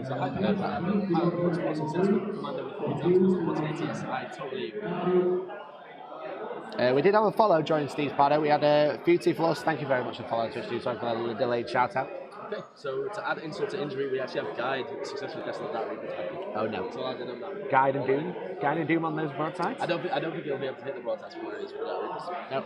But he has Executioner as well to get rid of more drones. He failed Executioner, but he can do 3 mortal wounds for a smite for stealth subs. Ouch. So it's all falling apart. It looks like a top play, but we're meant to see what will happen in the shoot phase. Yeah.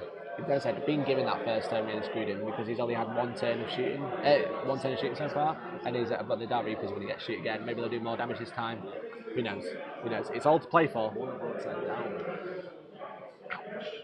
That's not good. 2 broadsides down. Oh my god. Oh my god. 2 broadsides. That's not good. Killing all those drones. That's both of them. That's fire, Mike. But they did their job. They killed 2 broadsides. Do you know how many shots the broadsides have? Too many. Missile pods. 2 high heat shield missile pods. A lot. A lot too many. A lot too 9 many. times too many. So they have the high yield missile pods and they have the smart missile systems. They are both gone. There's only one left. Dead. There's none left, Mike. They're both gone. Oh, there's only 2. Both broadside, yeah. Oh, that's a command. Oh, of course. So that is obviously going to net Josh another command point for kill as well. Yeah, I thought that was the broadside. It's actually, that's the second commander. That's the second commander. Yeah, so that and then this one is the fusion commander. So massive play by Josh. Okay, really so well when done. just unloading cell into the self suits, just blowing them off. It's going to be one more point for kill confirm. Like it's all. Listen, good play on that player. The thing is like Javier has 2 Riptides, but he only has 2 models. It's a 7 objective point game. You know, 7 now, objectives. Mikey, we're actually discharging serpent shields into the Riptides. Is that wise? You think? One of them is 1 more. So, like you pointed out, is it wise? The best defense against Riptides is the fact that you ignore damage by 1. Yeah. And getting rid of that is maybe too much of an aggressive move. We'll see what happens. If it was me, I would wait until the Riptide's like maybe on like 3 or 4 wounds and then go for it. For sure. You know, because then it's not hitting you very well. Because there is no way you can pass them over though. No, this is true. It's only target attacks and shooting and combat based. Yeah. So if for some crazy reason you start to 3-9 more wounds, there's nothing to tap over. Yeah, because it's not a shooting ability. Exactly. It's an ability. It's not shooting a weapon. Yeah, it's an ability. There we go. So yeah, I would have maybe saved them, maybe till 10-3. I mean, it's just a gambit, right? If you can go full aggressive, there's no way you can kill all 3 Rave Serpents with the Riptides, especially if one dies. No. And he does all draw all the fire into one of them, but if he kills that early with 1 Riptide... And if you shoot the Riptides, the Hellrocks are free. This is true. Actually, too. Playing the guy is very, very tough. Yes, it is. So he's done quite compared to Mikey. What have you done? What have I done? Maybe I'll just try and speak a little bit louder. Yeah. Toby's a very quiet boy. I am very quiet.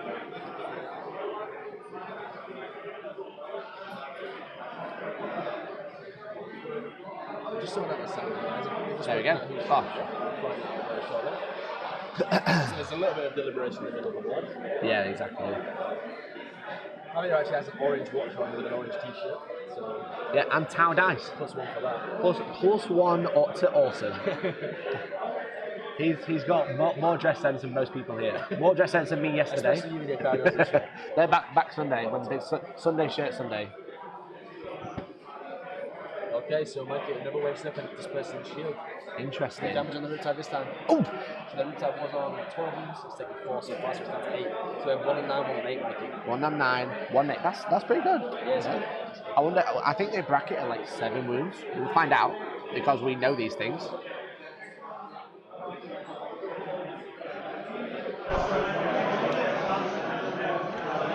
My mic is definitely on, Dan. I appreciate that you're distraught quality in Twitch. Okay. Let me try and fix that for you guys. We'll fix it. So Riptide does degrade at 6 wounds, not 7. Want to give us a check, Toby? Check, Toby. There you go. Thank you very much. It looks Okay, like cool. working. It looks Hopefully like that'll be a working. little bit better, guys. You let me know in the chat. Appreciate that. Thank you very much for the updates. We're trying his best. Okay, so that's another unit destroyed for kill confirmed. Mikey, shuriken cannons into stealth ships. Okay, so killing all those models. There we go. Much Thank better. you very much, dude. Thank you very much. Really appreciate it. You know, the best thing is if we are having an issue, just tell us and we'll do our best Yeah, to we'll fix fix it. The problem is I'm a commentator, but also the sound man. So we'll do our best. Don't say get better looking because we can't do that, guys. There's a ceiling to that, I'm afraid. Yes, there Okay, so that's at least 2 units killed for the secondary Mikey from kill confirmed. It remains to be seen if we'll score any mails from cards. But is. What we'll do is after Josh's turn, we'll catch up with the score and make sure we're correct. So we're checking line of sight for Dark Reapers. Is that down into a next? okay, so we actually dispersed the last wave 7 shield Mikey to Riptide. Interesting. 1 mortal wound. We rerolled that. 1 mortal wound. That's not good. So it's not good, but at the same time we're chipping away. That's the important thing. Like we pointed out at the start, you can't pass these onto the drone, so it's important to get the damage in when you can. Yeah. So If we he have hasn't got the shots to kill the drones, then he may as well just get the wounds out. yeah, for sure. So that's what he's thinking. We have 9 drones left. It looks like there's only going to be 4 in range to pass the wounds on, though. Yeah. So- So this unit at the back, this unit are sniper drones. They're Yes. on back. And the unit in front is also sniper drones as well, Mikey. Oh, actually. okay, cool. So there's no shield drones left. So it might be a good idea to actually shoot the drones that are in range for the 2+ pass wounds on. Yeah. The 4 at the front there. It may be out of line of sight. I can't see from here, but it looks like there is a wall blocking that. So that could be a good play from the top player. Yeah, exactly. I heard you comment on what I was saying, but I couldn't hear a thing. Okay, so I actually agree that missile pods with ATS are a much better way to play Tau commanders. It makes them more versatile, makes them a lot safer, and the damage output is relatively similar. Strength 7 -2 with the ATS. So it just means you can constantly chip away instead of chipping away once and dying for your actions. Yeah, exactly. We'll see. So we're still in the Eldar shooting phase, guys. He does have a lot of shooting. Just a few more little guns to fire. There's a little bit of contention, I think. He's using a strategy, and then we'll find out what strategy is.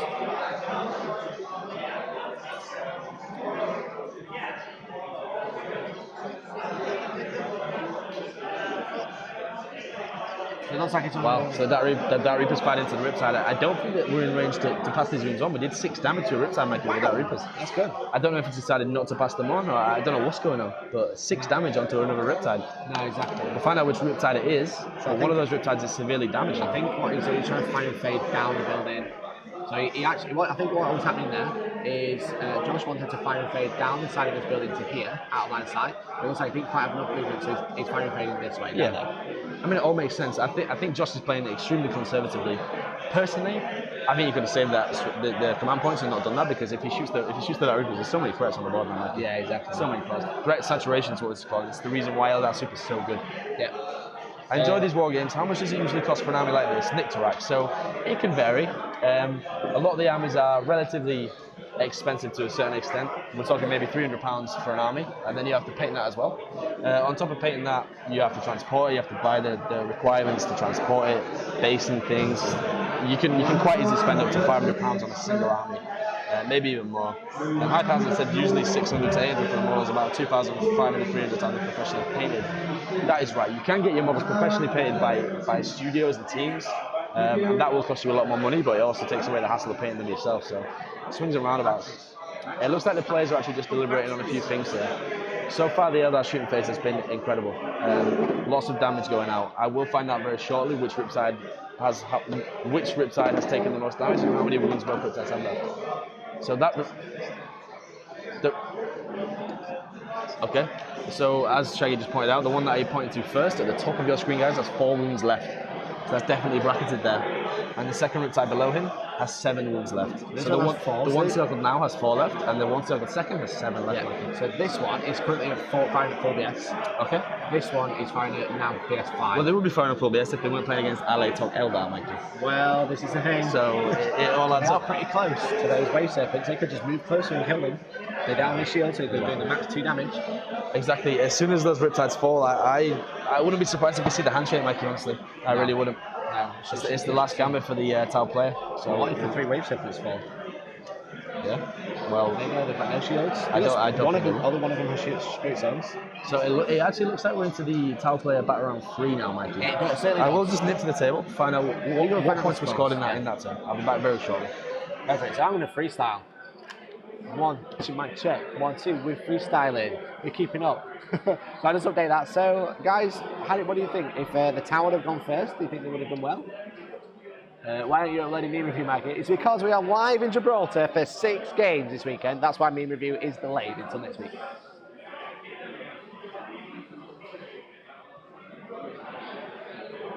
My D&D paid jobs, kind of bad. I don't think needs more practice. So there's loads of videos you can watch on YouTube, and it just takes practice, brother. It just takes practice, honestly. I know it's like such a terrible thing to say to someone who's trying to learn something, but the more you paint, the better you get. Hello there. So I've just come back from the table, Mikey, and Josh actually scored 2 more secondary points. Okay. And he scored 1 more primary point in that turn. Wow. So 2 primary points is going to be very, very close. So double is like 2 primary. Oh, I've changed that wrong. It should be 6 for the secondary. Yeah, I pressed 2 twice. So 6 secondary, 1 tertiary, and 2 primary, which is the important one. But he's got a massive lead, so currently he'll get a major win for the Maelstrom and a major win for the tertiary as well. So TJ Ray is currently listening as he drives along the M1. Amazing. Hopefully there's no traffic, otherwise he'll be on there for a very long time.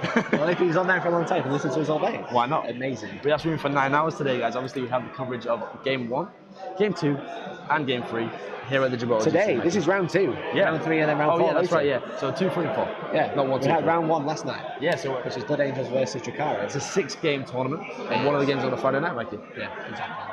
How did you feel about the Friday night game? So obviously it does make things more awkward at events because you have to get like maybe more hotels, travel down Friday night, which is not great. However, you're going to Gibraltar. You're probably going to come on Thursday anyway, right? Yeah, for sure. So hopefully you can get around that with work and stuff like that. It makes things easier for the player because playing 6 rounds over 2 days is tough. Playing 6 rounds over 3 days is much better. A lot easier. But it does come with its own complications. So it looks like the Tau player is actually moving the drones even further away from the damaged Riptide guys, so there's going to be no availability to pass the wounds on. Master Camel, thank you very much for the Hello follow. there, Master Camel. How you Hello doing? there. Thank you for the follow. So yeah, as I was saying, guys, he's almost leaving that Riptide in the dark now. I think he has overcharged them both again, losing another wound, so we've got 3 wounds remaining on one, 6 remaining on the other. Yeah. It looks And like one of it's- the commanders is going for the hemlock just here. It looks like that, yeah, the Fire Warriors have just moved out as well. It looks like it's So they're the final gambit, perhaps. screening the commander. But that's also another easy kill for Josh. Yeah, So exactly. swings and roundabouts, right? Alright, so we've got Josh scored 1 primary at the end of that, Yep. and 1 maelstrom. Yeah. And they've got 5. He's got 5 kills, so that counts for the secondary. Yeah. 1 kill for Javier. There you go. Personal intel from the Shaggy. Personal intel from Shaggy. Shagster. He is linked up to a microphone, but he came over to the stream. There you go. He's a beautiful man. He So wants he's to just get confirming the points that we sorted out before Yeah. that. We might have to get him on commentating later, yeah? Yeah, possibly. Someone See, like it's pretty Shaggy's face. doing the ultimate mission impossible. He's done it twice in a row, so maybe getting on next. Lots of Tau chat. So we're going In to the find chat, out the Maelstrom card for Javier during Battle Round 3. Let's see what he's got. So he has Secure Objective 6, which I believe is this one, right in the middle of the top. The super, I missed there, I apologise guys. Objective 6 is just here, which is the one in the top middle.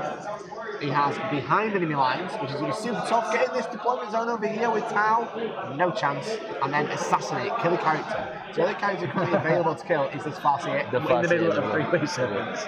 So Faster riding the waves. you're going to have to kill 2 wave serpents at least to get to the Yeah, Farseer. So super good play, super tough cards to score. So that is Objective 6 by the looks of it.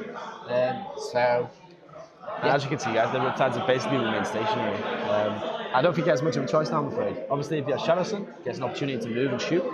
But you just can't do that. Simple as So, that. This is Mr. Derek. This is Derek. Old Derek, the sniper. So as you were crew. saying, the behind the lines, Mikey, There it is. suddenly becomes possible. So you can just see Derek on from our view. You can't see it on camera, sadly. We do only have one camera set up for this event. Yep. We've travelled to a whole other country / territory to concentrate this. So we're all limited by technology.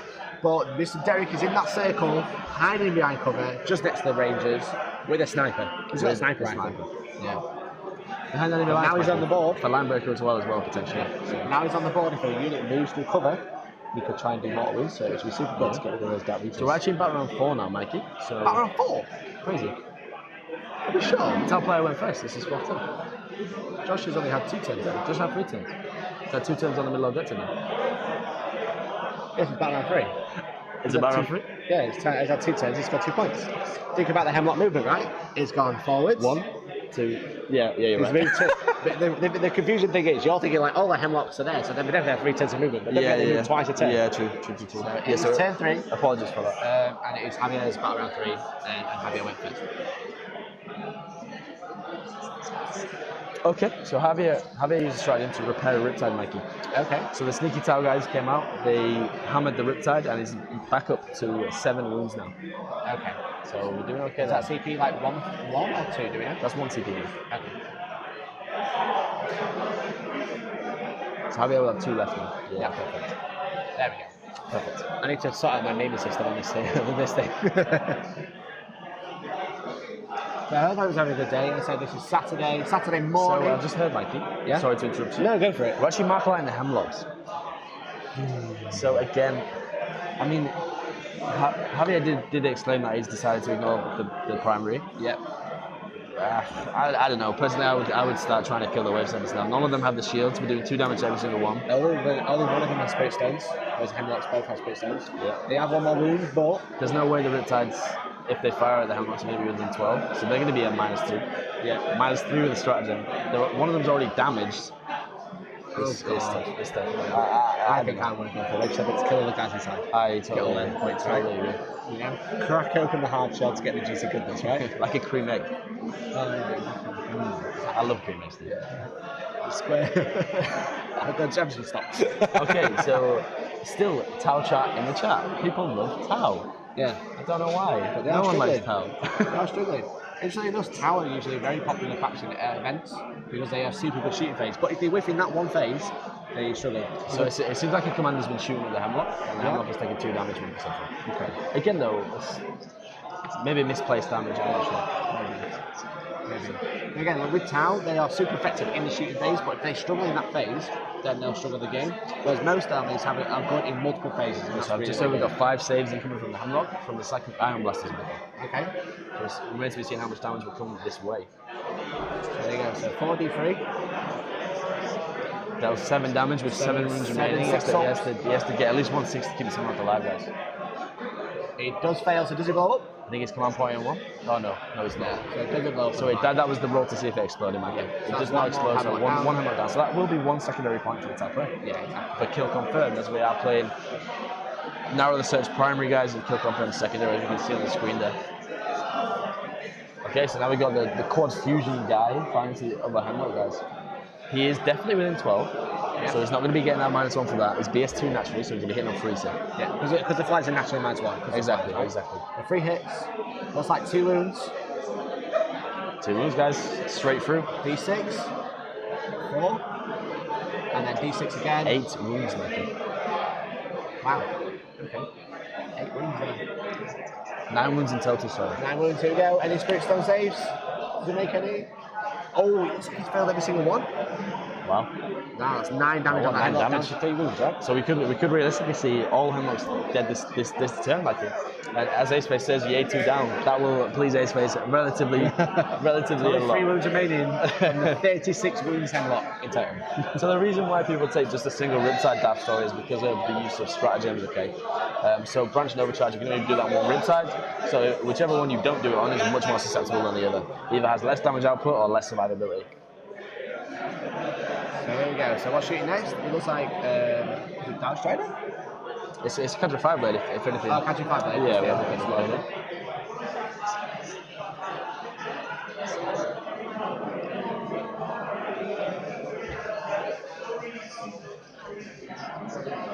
we go. Okay. Obviously, with the Fire Warriors providing extra shots to the Hemlock. We're actually shooting at the Hemlock here with the Fire Warriors, like you said. The Catch of Fire Bird is used as water trait for unity devastation, so any 6s are an extra -1. So it's like 4 hits. Looks like at least 1 wound. So obviously only 3 wounds left wounds. on the Hemlock. Yeah, 3 wounds, so it could fail. We'll see what happens. I doubt it will, but we'll see.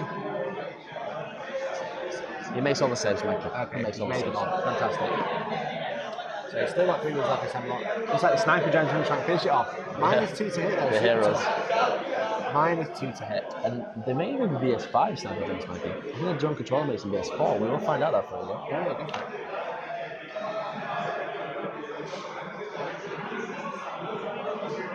So we're still in the shooting phase of the Tau player, guys. Yeah. What do you guys think in the chat? Do you think he's done enough damage? Do you think he's not done enough damage? Would you have changed what you shot at? Anything at all? Would you have shot the wave segment? Would I have shot the wave segments? It's tough because, like he already accepted, he's going to lose the primary. So if you can then play for units to score your secondaries. The thing is though, like if you shoot the wave serpent, get the unit out of there. That's 2 kills if you can get them. But then he's only got 3 models in the centre, right? Yeah. So we actually have the Sniper Giants hitting at the Hemlocks now, hitting on 6s, Mikey. Yeah. No wounds, I'm afraid. No wounds, I'm afraid. Assuming Josh wins, getting on for an interview about the game. So we're going to have an interview about with both players after the game. Okay, interesting. Hopefully we get both on. If they're up for it, only if they're up for it, you know. We are, whilst we are streaming the event, it's totally up to them if they want to be involved in any part of it. Absolutely. So we asked them if they want to play in the game, and then we'll also ask them if they want to be interviewed. Yeah, they so don't have to. basically we're just trying to be flies on the wall, really, aren't we, Mikey? We're trying to don't want analyse to what they do without interfering too much. Yeah, exactly. So it seems like from the table, I've just received information that Javier is desperate to kill the Hemlock, guys. Yeah. He really wants his Hemlock dead. We're currently working out line of sight to wave serpents from certain models. That is quite a sight of Josh's pink shorts there. Something you can't see on camera. Okay, we're just measuring line of sight and seeing line of sight to see if the snipers can actually hit the Farseer, Mikey. Okay. Sniper drones, which could be a big play. Morning, Hell Henny. How you doing, brother?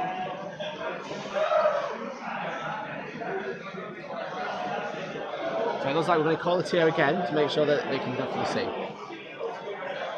This is a very interesting game. We have some TOs around the table, Mikey. We have 2. 2 TOs. 2 toes. Julian Chichon and Nick Rodriguez. Yes. So we're just checking the line of sight again. Okay. Again, we are having the TOs over, but it's better to have the TOs over and get it right. Yeah, then have an argument. There's Then no have an reason argument, We're right? playing toy soldiers, right? Yeah, it's so at the end of the day, but there's a lot on the line. There's a lot. There's a big old trophy. It's only game 2. Imagine if this was game 6, Mikey. As you can see now, guys, the TOs are just checking the line of sight. We'll have an answer relatively shortly. Yep. So you're trying to shoot the Farseer. You're in America, High Passer. What time is it in America right now? You're either very, very late to bed, or very early to wake up. Yeah. It's currently 10:45 in Gibraltar, which is GMT +1. But Yep. tomorrow it's going to be BST +1 because the clock's It's back time. Yeah.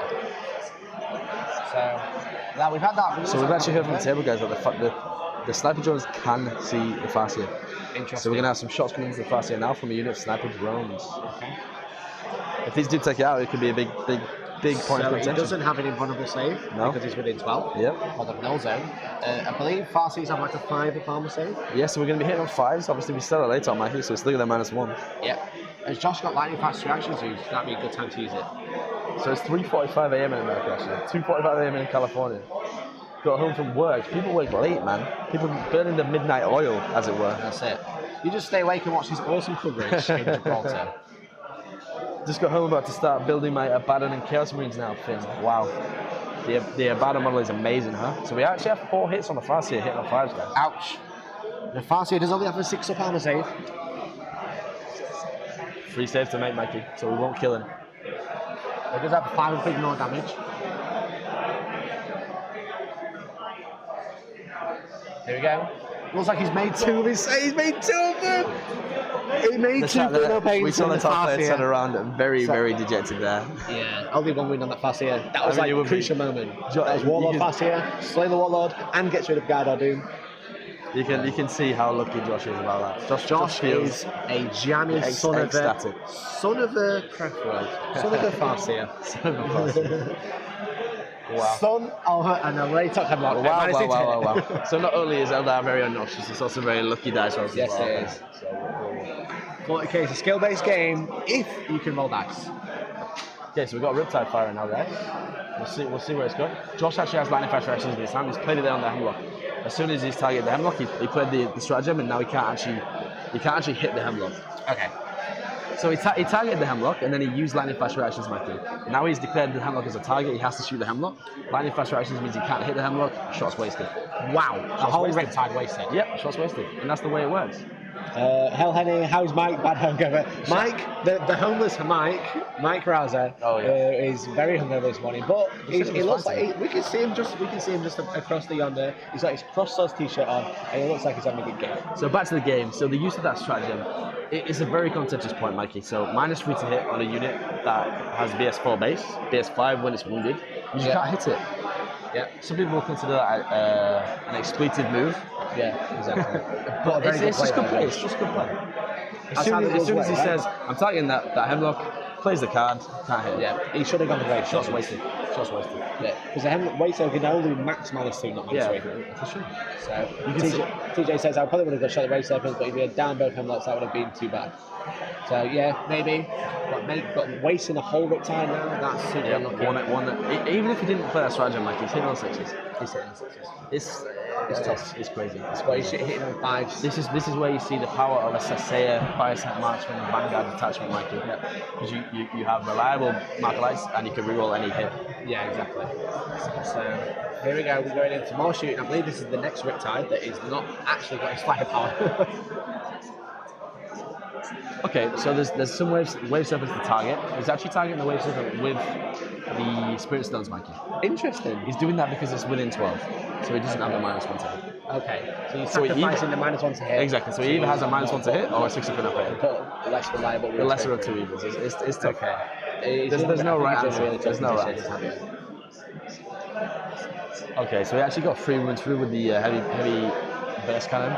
Okay. Saved all 3, Mikey. He saved all 3. It's just getting rude. These are the kind of dice rolls you need to win a Josh championship. is just on fire. Do you know? I think it's a Hellstorm Wargaming t-shirt. It must be. It's providing all that luck. Subscribe. Pardon? Subscribe. It doesn't have the writing on the back. That's terrible. I'm gonna have a word with Dan because that's actually Dan's t-shirt he's wearing. Okay, that's why it looks too big. Yeah. Okay. That's why it looks like he's I wearing. thought that was just the style, Mike. Yeah. Well, you can have any style you want. Spreadshirt.co.uk/Hellstorm Wargaming for more t-shirts if you want some. That's rough. I think that is rough. It is, yeah. That is the entire game. Shaggy just said we'll be disqualifying Josh for cooking his dice before the event. Yeah. He was telling us that he knows how to do it. Is he playing with Hellstorm Wargaming dice, Shaggy? Yeah, the tabletop tactics type of it. Oh. I can't believe he's using them on the stream. Actually, he should be disqualified from the stream for using that rubbish on channel. We should have actually brought our own dice. I'm not kidding. We should have brought our own dice. We should have, yeah. Dan actually installed all my dice. Monopolize. When your entire army's gimmick is stellar shooting, the negative modifiers are just the piss. That's true. And that's the reason. It's actually really ironic that Tower, on paper, or not on paper, but in the law, supposed to be the best shooting army in the game. Yeah, they're BS4. Where's the sense in that? Well, Space Marines are the hardest in the galaxy. And they've got to put up 7 1 wound. Grey Knights are the best side because they did 1 damage, but that's close to my heart and we'll stop talking about it. Because I'll get upset, guys, alright? I can feel the tears coming. Anyway, so it looks like that's the end of Javier's turn. It looks like he's got behind enemy lines. So we actually only got 1 point there, Mikey, from behind enemy lines, but we did kill a unit. We kill that Hemlock, so he gets 2 points there for the second round. I updated the Hemlock already, so I believe Javier is on 5 points. That'll be right. For Maelstrom. Correct. It's kill confirmed, so you get a point every time you kill a unit, and then you get points from the cards. So it is got behind the lines. But now it is Josh's turn 3 coming in. So we will see Derek do some wins. BS3 Riptides, yes, that would be very good. 5 Markalites, you can get BS3. A little bit hard to do that though, but again, like I said, Sasea helps you do that, Michael. It really does. And the Sasea stratagem helps even more. You just literally pick a unit in line of sight, boom, Markalites on all units within 6. Yeah, helpful. Also, what's for breakfast, boys? Hope there was bacon sarnies all around. I had Cocoa Pops, you had crumpets. I had some crumpets, yeah. Mr. Pardo's putting us up like a legend. He's like providing all the snacks. We did a review yesterday, it's the pre-show. The Princeps cookies, actually have some here. We thought it was a king on the box, but because they got Princeps, we assumed it was a prince. Someone in chat was like, it's a prince, dude. Look at the name, we were like, oh, okay. So we're currently in the Eldar movement phase, guys. As you can see, just packing in that fast even more. We're just spinning around, making it nice and tight. He's actually trying to get out of line of sight from the sniper drones, Michael. Yeah. I believe the sniper drones are going to pour it this time. Potentially, yeah. So he's putting his fast here, placing him in such a way whereby the wave surface is blocking line of sight, so the threat of the snipers can never happen again, Michael. Yeah. So kill all the sniper drones, which then it means Dark Reapers can open up at the Riptides. Yeah, that's true. But the problem is that, I mean, I guess the wave servers can see the sniper drones, and they will chew them apart if they've got strength 6 weapons, Mikey. Yeah, exactly. So there you go. There's the Hemlock coming in. Providing that -1 morale buff. -2. Oh no, -2 because there's 2 of them in the first one. Yeah, -1. Just -1. Yeah, so -1 morale on the drones, which is never going to help. No ethereal, so they're only like leadership 6, Mikey. Yeah, so kill a couple. Maybe even 5. Gone. Kill a couple. Questionable. And then the Hemlock can open up at the Riptides. Of course. And obviously, we're in range of Jinx now, Mikey. There's the pivot, the old vector dance, as we say. They all pivot. Just measuring out his next move to make sure he doesn't fall off the board next turn. Very good play by Josh. And he's miles away from those commanders now, so if your commanders want to chase the Hemlock, they're going to have to go right after him. So obviously with the Hemlock, the way he works, because he does slow, he's lost wounds, it slows his movement, but his movement is that fast, it doesn't really make a difference, and also his weapons auto-hit. So basically Hemlock doesn't really degrade properly. So just over the table, Josh has 1 command point left, and Javier actually has no command points left, Mikey. Okay, cool. We'll update that now. So we're all spending out the ability to do damage, guys, which is... I mean, if you have command points left at the end of the game, you've done it wrong, right? You have to get them all out at some point. Okay, so I have Josh's cards in front of me now, guys. We have secure objective 1. Okay, objective 1 is... I believe objective 1 is this one here. Okay, so that should be a reliable point. Secure objective 6, which is actually the one where Josh's tape measure is, right in front of him there. Again, that should be achievable. Movement is finished now, so it won't be secure objective 6. And then we have defend objective 2, which I do believe is near the tower. No, it's not. Defend objective 2 is on this way. Okay, wow. So good cards from Josh again. Super high score. Insult to injury. So Executioner has just been cast, guys. I'm not sure if it's been cast successfully. We're just finding out what's going to happen here. Maybe a reroll runs the fastest. There's a look, there's a think, there's a ponder. So we didn't reroll. The same as well. Okay. So it's not going to reroll, it's just going to try and smite, guys, okay? Looks like smite's gone off. Mana. Tried to jinx a Riptide, failed, Mikey, very important. Okay. He rolled a 6.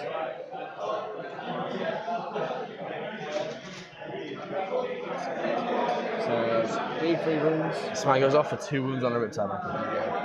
So the Riptide has how many wounds left? From the Farseer. He did use a reroll and use the Farseer, Mikey, for that smite. Okay, cool. So he runs in the Farseer again for the smite. Looks like he's got a smite off again with another 2 wounds. I wonder if we can get an update, Shaggy, from just how many wounds are left on both of the Riptides. He's busy. He's busy. He's doing his best. He's doing a great job. Okay. I will go find out. Yeah. So we're just going to start going into the shooting phase now. And we're going to find out what Josh can do. Can he get rid of the Riptides? Can he get rid of the infantry? What do you think, guys? The Dark Reaper's going to shoot first into this Riptide. The Dark Reaper's into here. So 5 shots. So the red one would reroll once to hit. And then looks like 3 wounds. Just see 3 saves for the Riptide. We'll just see that going. So the Dark Reaper's are shooting through there. Yeah, 7 wounds remaining before the Dark Reaper starts shooting at him. Here we go. So we're passing the wounds to the drones. It looks like 1 failed to pass to the drones. Yeah. But 2 have gone to the drones. Looks like he's passed his in-run. And passed the in-run there, yeah, you are absolutely correct. So one of the Riptides has 4 wounds remaining, 1 has 7 remaining, guys. Okay. So we'll let those carry on, and what we'll do, we'll cut to Mr. Stephen Pardo from SM Battle Reports to give us an update of the event around the games. You ready, Mr. Pardo? He's ready. I'm ready, I'm here. Hello. Very interested in the live stream game, so it's looking very interesting. It's quite close at the moment, so I don't know what to call there. I think Josh has the upper hand slightly. This is a very good game for the live stream, and I hope you're all enjoying it. So a couple of updates for you. We've got Max Moscardini. So he's actually winning that game. He's about to table, I would say, the Ultramarines, but we still have Gilliman on the table. He's still in full wound, so he'll be tough to bring down. But I think Max has got that game after a loss in yesterday's live stream. We've got one of the Hellstorm boys. So we've got Dan on Butcherin against Chris Lord. Chris is playing Dark Angels with 2 Land Raiders, and Dan is playing Drukhari and his 3 Reapers. We've got Maelstrom is currently 11-7 to Dan. To Chris. So Chris is winning. Maelstrom is 11-7, and Dan's winning the primary as well, with a lot of kill points as well added to the Maelstrom as well. let me see. Okay, so I was just close by, so I checked out what was happening. And one of the Reapers shot at one of the Land Raiders and managed to do 30 wounds. So that was a really, really, really dead Land Raider. So it was cool to see that live, actually. We've got Sandre from Voz de Horus, so a guy that does a really nice podcast in Spain. So a lot of you Spanish viewers that are watching us on the live stream might know who he is. If you haven't, please check him out. Voz de Horus is a really, really good podcast. He's actually winning 1-0 on the primary, and he's winning 6-0 on the Maelstrom. So he's currently first on both the primary and the secondary. There was no first strike on the tertiary, so that's actually a draw at the moment, and they're going on to turn 3. Moving on, we've got Sean Galloway and his Tau playing Ricky Lowe and his Thousand Sons. It's currently 2-2 on the males on the primary and 5-2 to Sean on the secondary. Sean getting most of the kill points as well. Added to that, Tau units, you know, there's a lot of shooting in it, so that's looking interesting as well. Toby Lydiard has just finished his game against Matt. It's finished 17-15, so that's a very good. Yeah, Matt's got 17 points, whilst Toby got 15 points. So that was a very, very close game. Matt playing Imperial Knight, so it was a tough game for Toby. So that one's just about finished now. Well, it's actually finished. That's actually the score. So 17-15 for Matt, but some really good, well-end points by Toby. Next up, Nicholas Macedo against David McHill has just finished. David McHill and his Custodes. So talking about Custodes again, he's actually got full points. So he's actually got 32 points there against Nicholas Macedo from Gibraltar.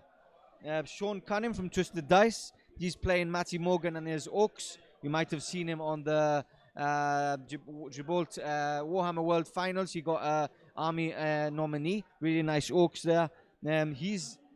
Sean has actually killed about 120 Orcs still, but they just keep on coming. There's so many Orcs. They've just flooded the center table. You know, they want to get that relic, and Sean has just basically done a kill pit. So he's just spread his units around the center and are constantly shooting at them, just bringing the Orcs down. But at the moment, Matt Morgan is still winning on points.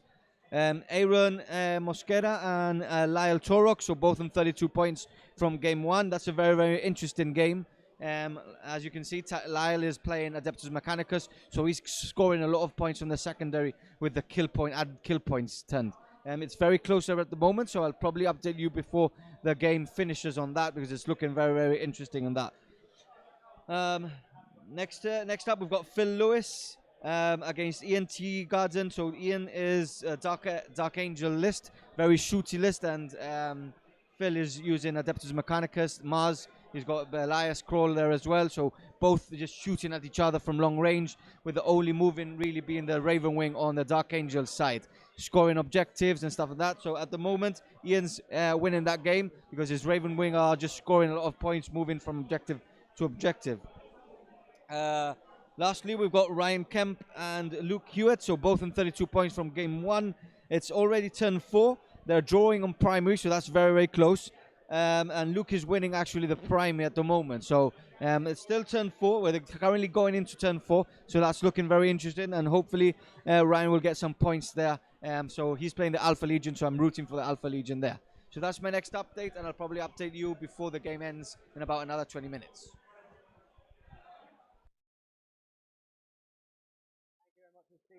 We are back to round 2. Round 2 of the Gibraltar Can Tournament in Gibraltar. We currently have Josh with Craftworld versus Javier with Tau. Josh was was the first one to deploy because Javier chose sides, but they both played super defensively, and Josh gave Javier first turn. And what that meant was Javier didn't have a regular shooting first turn 1. We're currently in turn 3. For Josh, you see his turn 3. We're going to be going into Javier's turn 4 soon. Josh is absolutely dominating that primary. The Maelstrom is quite close. He's only 1 point ahead.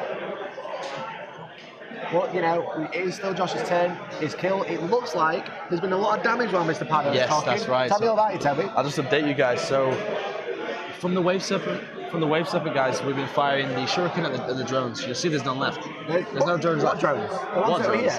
There's no shield sniper drones left, guys. They're all gone. So that is his Farseer, nice and happy. And then once they're dead, it opens up the possibility to hit them with the D-sides from the Hemlock onto the Riptide. Yeah. So then the Riptide was taken down to 2 wounds by the D-sides on the Hemlock. Yeah. Okay.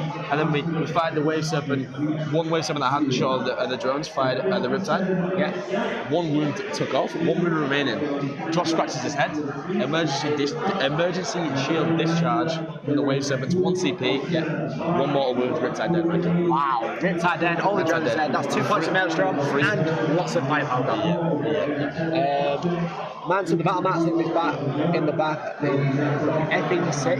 Is that provided by the console? Yeah. SM battle reports are known for how good their terrain are. Yeah. So we do have this awesome mod. It is a GameMat.eu battle map for standard time. And we're going to change it up for Game 2. We have a brand new battle map, brand new terrain to mix it up, keep it interesting, you guys. We don't want to see the same board all weekend. We want an interesting one. So, If you just want to update the scores, Mikey. yeah, sure. Brilliant.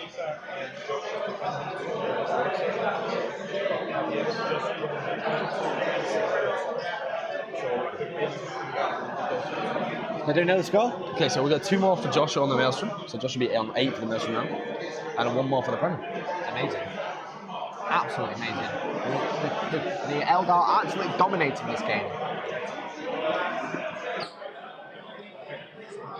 Morning, Squirrel, you absolutely beautiful boy. What's the possibility of getting a judge to make a ruling on same protocol just for clarification? In what regard, brother? Because I don't think there's been. Is there an issue? Have you seen something that we haven't seen? Morning, joining to 40K, joining late. We are far into battle round 3. With 55 minutes remaining, Mikey. Yeah, it's actually battle round 4 now. But this is only game 2, and there is game 3 and 4 today. And game 5 and 6 So tomorrow. just heard from the table, guys, that the Tau player has actually drawn Secure Objective 2 and Defend Objective 2. As you can see, the Wave Serpent is already beginning to defend it for the Eldar player. So we've got a little bit of a battle going on for Objective 2, guys. Why is Objective 2 so important? I have no idea, Mikey. Is it just because it's in a really good place? Potentially. Out in no man's land? I don't know. The Tau player will definitely struggle. Really shiny. The Tau player will definitely struggle to get there, though, Mikey, unfortunately.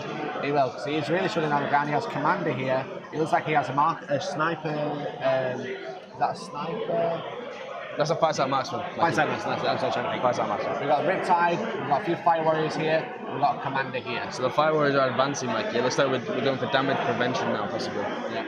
Doesn't want another unit to die. He's bleeding the Maelstrom. He's losing the primary. It's looking bad for the Tau player. Looking really bad for the Tau player. How's Darren doing? Is he at bottom table yet? No, he actually won his first game yesterday. He did win 27-5. This is Darren from Twisted Dice. Yes. If you want to see the pairings and the placings, make sure you subscribe to BCP. You can see all the lists and everything. The Gibraltar Grand Tournament on BCP, guys. Have a look. How about that? This is battle round 4 of Javier's turn 4. Obviously, Josh let him go first, and I think that actually screwed him. Yeah, absolutely. They both played super defensively, but Josh was going to go. Josh had the choice of going first, so he just let Javier have the first turn.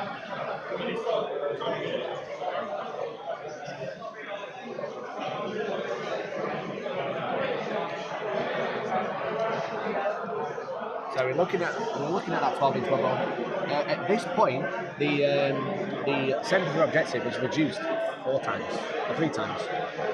Because battle round 1 is 18 inches, during battle round 2 it's 15 inches, battle round 3 it's 12 inches, now it's battle round 4 that our score zone is only 9 inches. But as you can see, the Wave Serpents have slapped bang on top, Mikey. They've got no problems whatsoever doing that. Exactly, my friend. Wow. The Wave Serpent and the Farseer, which means that Josh has 4 models on the objective. Yeah. And I don't think he has close to 4 models left. Yeah, he has Big Derek at the bottom left of your screen, guys. Big old Derek is down here somewhere. Down there. Somewhere. Somewhere down there. Because he's a sneaky boy. Oh no, actually, I can see him. He's stepped up. He's stepped up to the game. That's Derek there. He's going to win. He's going to win the game. And they are the Rangers there, so no real threat for the Eldar player. No. I'm surprised he didn't go for the Dark Rangers. I am as well. I think there is potentially someone behind that building that we can't see, stopping the deep strike there. Probably a Farseer. Which would be great. But you have a sniper rifle, you don't actually have to be aggressive. Of course you do. Of course you do. There you go. So it's Maybe he could have gone over here, started popping some Dark Reapers. I think we are really in the last chance saloon for the Tau player, yes. Lima Bear, thank you very much for the follow, dude. Hello there, how are you? 5 wounds allocated to Riptide, mixed 8 originally, 2 even side, 2. I think you can decide on a win-by-win basis. I'm not entirely sure, but that's at least how I've always been played against with Tau. What's your interpretation of the rule high passes? It'd be interesting to see what you think. Joining into 40K morning, guys. Late joining, looks like I've missed a lot. You have missed a lot. We're in game 2 of the Gibraltar Grand Tournament here on Gibraltar. Yeah. With some great sponsors. We're in battle round 4 of game 2 now, guys. The Tau player is bleeding points left, right, and centre. The Eldar player is cushy in the middle of the board. We've got the Wave Serpent all -1 to hit, all scoring the primary objective. For those who just joined and don't know how the SM Battle Reports mission system works, we have a primary, a secondary, and a tertiary objective, guys. Basically, both players are playing for 32 tournament points. The primary is worth 16 of these tournament points. The secondary is worth 12, and the tertiary is worth 4. So if you can win the primary mission, you can at least draw. You can at-worst draw the game, basically. So, saving protocols, Toby. Yes. It does this set, but we'll just change that for Tau, because he's playing Tau set. So it says, if a Tau infantry or Tau battlesuit unit within 3 inches of a friendly Tau drones unit is wounded by an enemy attack, roll a d6 on a 2 plus you allocate that wound to the drone. So basically, if it is wounded, which means you're only wounded after you've taken your save. Okay. So you roll to hit, you roll to wound, then do you take a save. If you fail that save, you are now wounded. Yes. That is when the drone intercepts. Yep. So it is perfectly fine to roll these saves and then use save protocols. So that is the official way to do it. Because you don't want to allocate, because don't forget that dice rolls are done one at a time. Fast dice is a roll in the rule book. When you normally roll all the dice together. I'm not. It's interesting because I'm not entirely sure if you take a wound or take damage. There's difference between the two. So you take damage once you are wounded. Yes, once you it fail. It causes so much damage. So you roll to hit, roll to wound, make a save, and then technically you'd roll one at a time to see if then it'd go through. Because what happens? Let's say like a Riptide's got 3 wounds left. Yes. He gets hit by 3 Dark Reapers, right? Yep. So he'll take his save, passes, right? Takes his second save. He fails, but then he'll take 3 damage, so he intercepts that onto a drone, right? If he fails to intercept it, that first one, the Riptide will die, so the other 2 shots are wasted. Yes. If he passes them all to the drones at the same time, he might lose 3 drones, and then even though he's already failed his like first save, which is the wrong way to do it. So technically, you roll every dice one at a time. You usually roll them together if it's not going to make a difference if you do, which at that point it would. Yep. Very interesting. A lot of debate about that in the chat. So I don't have my sexy tie on. I'm bringing the tie back tomorrow. Smart Sundays. So Barnyard, I was going to say this is a really low scoring game for ITC. That is absolutely correct. So we're playing an Eternal War mission. In this case, it's now the Search. A Maelstrom War mission. In this case, Kill Confirmed. And then the tertiary is a First Strike Landbreaker and Slay the Warlord. Thank you very much for the follow. So sorry, 1994. As you see, you can see the missions on the screen. It is ETC style, essentially. Yeah. It is rulebook missions split up. Yep, exactly. And all the Maelstrom objectives are pre-placed. You can see them now. Yep, so they are. 1, 2, 3, 4, 5, 6. Each sextant of the board. Did you hear that, Toby? Each sextant. Sextant? Yeah, that means 6. 6. Yeah, 6. Wow. Divided in 6. Trust you to know. Yeah. Like a quadrant is 4, sextant is 6. Yeah. Vamos Bizarre, so Bizarre, Angel Bizarre from Big Games is playing just in the background of Pardo's camera. He's playing Tom with Grey Knights. That is duro. Okay, so we have just heard that the Riptide has overcharged again, Mikey. For the save this time. For the save. Just trying to stay alive. Damage control. Damage prevention. DPR. So it looks like Riptide's going on. He's on the back foot. He's got his Nikes on, Mike. He's got his Nikes on. He's got his moon boots on. He's going on bye, boys. Off we go. Marv, the 1619, no, Lawrence is not at this event. None of the Tabletop Tactics team are actually at this event at all, I'm afraid, guys. They're currently busy with a big move, I heard. So, a big move into a new studio. Wow. So good luck to them, guys. It's like I've told you, how did Hellstorm Dan get on yesterday and today so far? So Dan got a win yesterday, and today he's playing Dark Angels with Land Raiders. The Wargaming Dad, I'm surprised they're using the cards that can spin the game a lot. He can, but that's the basis of the Maelstrom games. What you find out now with some of the new Maelstrom games is an additional layer to it, so it's not just cards, is it, Mikey? No. So in this one in particular, you still score 1 point if you kill an enemy unit. Yep. So it takes away the randomness to a certain extent, but I do agree. It can spin the game, but it's a dice game. Yeah, exactly. There's a part of luck in all the games, so it makes a difference. Yeah. Stephen Jack says, what's the YouTube link? Sorry for the delay, but the YouTube link is youtube.com/HellstormWargaming. Yes. You can also watch us on Twitch, on twitch.tv/HellstormWargaming. I did try to reply to his comment, but I failed to do so. Okay. What's in the Dark Angels list with the Land Raiders? I don't know myself any. I think there was a lot of Deathwing Terminators. Yeah. Two Land Raider Crusaders. Yeah. Lots of stuff. But maybe Pardo will give us an update soon. Yeah, for sure. If you want to find out for yourself, though, Henry, you're more than welcome to look at the BCP app and look for Gibraltar Grand Tournament, and you'll be able to find the list there. Nothing because it's Dark Elf. Okay, that's probably true. Dev Story. Hyper has it with a yeet in the chat. Yeet. Is it only Dan playing for Hellstorm? Yes, he is our nominated champion for the weekend. I have put full trust in Dan. Maybe that was a brave mistake. So we fired at the hemlock there, guys. The hemlock is gone. Does not explode. There you go. So all the hemlocks are finally gone. Yeah. Ace Face will be happy. The hemlocks are gone. Yeah. Is it only Dan play for Hellstorm? Mikey did touch on that. I was going to play myself, but then we decided why not? I'll string. I decided to string you into the stream. Ain't working all weekend. I'd only come second anyway, so. Yeah. But you're having a good time streaming? I'm having a great time. This is your first time like commentating on an event, which is like, I did with the LCO stream with the Honest Wargamer, and obviously the Scribbo in the chat, so make sure you give them a follow. Scribbo does all the artwork for the Honest Wargamer. He's also done the character art for our team players, which is super cool. So we just heard from the table there that the Fusion Blaster Commander split his fire. Yeah. 2 into the Hemlock, 2 into a Wave 7. Yeah. Managed to kill the Hemlock, but only 2 wounds to the Wave 7. Ouch. Okay. Not great, but I mean, killing Helmet's great, but you only have 3 wounds remaining. Do we have a current top 8? Not at the moment. We don't. Stephen Pardo may be able to help people out with that. The problem is we had 20 players on max win going into round 2 because there are 72 players at this event. So, and because all the games are still playing, we won't have a top 8 yet. One thing we can do is when we come back for game 3, Mikey, we can possibly give people an update as to what's doing well and what's not doing. Yeah, we'll be able to see placings, right? Yeah, for sure. We'll be able to do that for you guys, no problem at all. Burn the Witch. Ace Face does not like Eldar flyers. So it looks like the next commanders will be shooting. So the Plasma Tau Commander, the one on the left of the screen, guys, towards the bottom, actually fired the Psychic Down Blasters and overcharged them and took some damage. Took 4 rings, Mikey. He took 4 rings himself? Took 4 rings himself. Oh my god. That minus to hit is not good. It's not your friend. No. Not your friend at all. So again, we're just in the Tau shooting phase of battle round 4. Wow. The Wargaming Dad coming in with a very, very nice comment. It's only game 2 and the coverage is far better than the LVO already. We appreciate that comment a lot, my dude. Thank you very much. We are an independent live stream duo with the legend that is Shaggy and Mr. Stephen Pardo from SMX. A joint collaboration in this event, the first GT of its kind, and our first tournament coverage as a channel. Absolutely. So obviously I helped out with the Honest Wargamer. We did the LCR, the last chance open in the UK, which is an ITC event. But this is our first. I learned a lot. Like I spoke to Rob, as I said yesterday, taught me the birds and the bees about streaming, and here we are.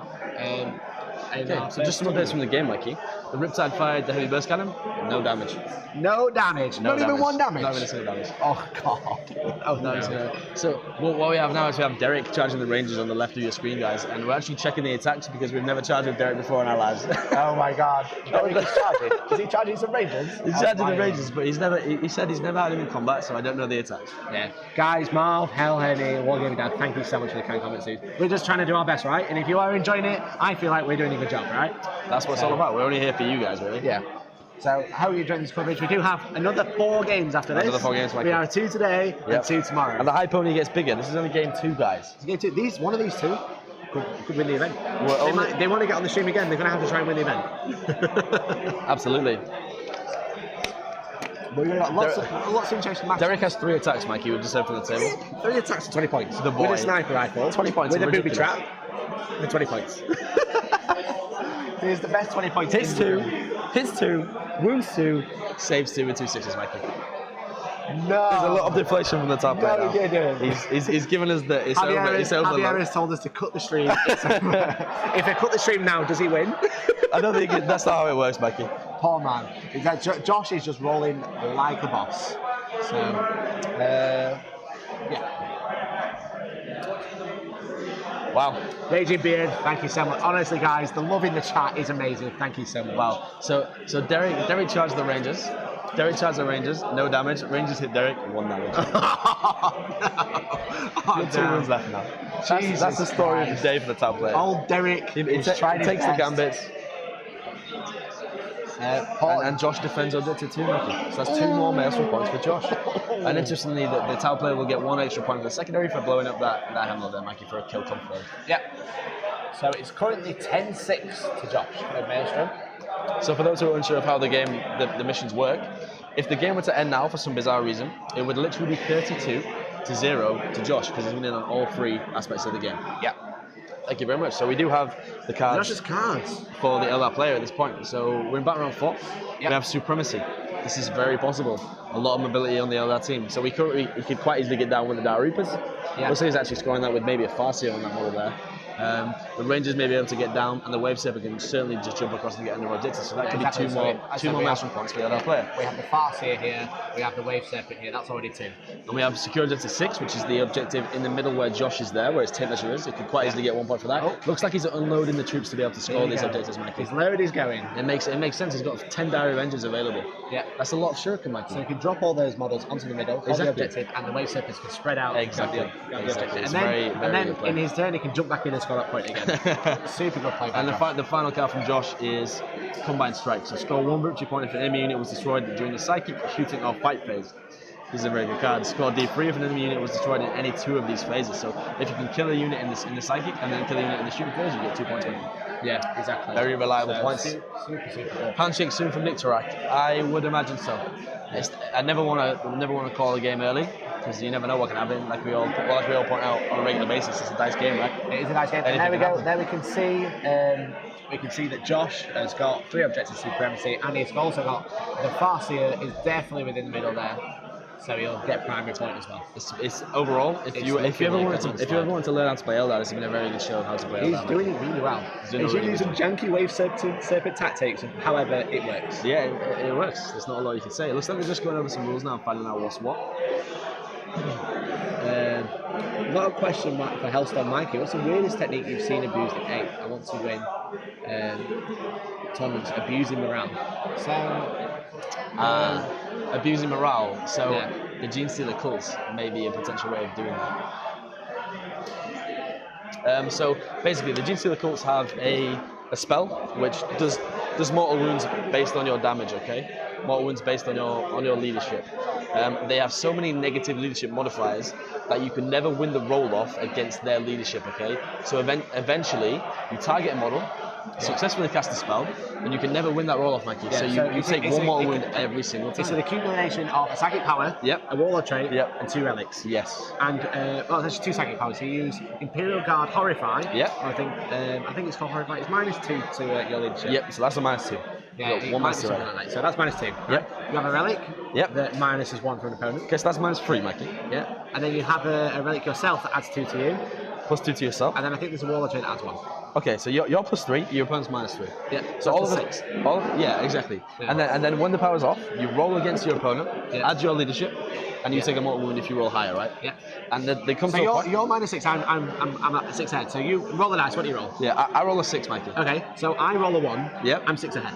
Wow. Okay. So you beat me. Yeah. Well, I'm not 6 ahead. So what are you telling me, Mikey? Is even if I roll a 6, I take it 1 mortal wound? Yes. And how long does this repeat for, Mikey? It repeats until I fail. Okay. So you're telling me I can never beat you? Yes. And you repeat that until I beat you? Yeah. So what happens to my knight that you cast that on, Mikey? Technically he just dies. He dies. Guys, he dies. You've got a model with 1,000 wounds, with a 2 re-rollable ignore mortal wounds, right? You will fail that save eventually, and you will take 100 wounds. It only fails when I've won. When basically you're dead or I fail, and I'll never fail. Yeah. So that is the jankiest rule. If you want a janky rule, there it is. There you go. What? Please nerf. Please nerf GW. If you are watching, you're probably not your Adepticon, but please nerf Mental Onslaught from the Gene Stealer cults. So back to the game, guys. The Fusion Commander has been under a Cyclic Onslaught, Mikey. Ooh. We have 1 room remaining. Execution dealt 3 more wounds with Smite dealt 2. Gotta love the Patriot shenanigans. You don't if you're on the receiving end of it, I'm afraid.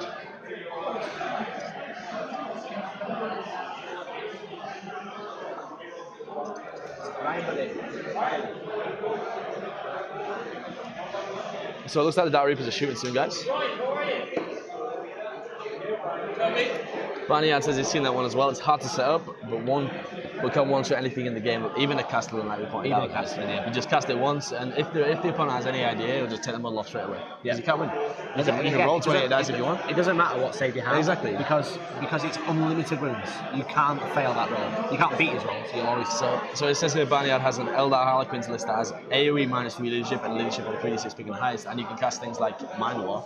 Yeah. And that gets really nasty. Wargaming Dad says, I think it needs an FAQ to max of 6 models. I think what they need to do is say, if you roll a 1 when you're trying to, when you're the player and you roll a 1 to try and beat One your should always opponent, fail. One should always fail. Yeah. Yeah. That would fix it. The So same basically, way, basically it goes off on a 2-up. Yeah, You need to it's just the rule of two, war, right? Yeah, exactly. 1 should always be a fail. I mean, it is hard to set up, but it can be done. I have seen it done by Innes from Team Scotland, from Caledonian Deathwatch podcast. I've seen it done multiple times. Okay, so it looks like the Dire Rangers have split their fire making because we have 2 characters at the closest models now, so they can fire both. They said it is. We've got 2 commanders. He fired half of them into the fusion commander, no damage. That's only the one we left, and he dealt some damage to the one with the second iron blast making. So very damaged commanders we have right now. What would be good here would be the Serpent Shields. But he blew his load too early. There you go, 1 commander is destroyed. Yeah, the one with the iron psychic iron blast is removed, so that's another Maelstrom point for the Eldar player, Mikey. Yeah, exactly. And interestingly, I actually think the Cadre Fireblade is the Warlord. So we'll find out here. Okay. Yeah, so the Cadre Fireblade is the Warlord, guys, okay? Yeah. So until he dies, we're not going to get still the Warlord there. No, so the Cadre Fireblade is just down here. We'll just draw on. The Cadre Fireblade is just here. We actually have a snack menu in front of us right now. We're on the snack menu. Shall we review all these snacks? So we have lunch provided at this event, and there's even a menu. So number 1 is a sausage with fried onions and crusted roll. That sounds pretty good to me. It does. There's a bacon bab as well. Vegetarian corn bacon bab. As you've seen, guys, taking off the board there, the second Tau Commander. Ouch. So on the board now, we have Cadre Fireblade, Damaged Riptide, 5 Fire Warriors, guys. And 1 5-side marksman. Yeah, that's right. So the Fire Warriors, Terrain gate, Joshua! 1 that Reaper's in range.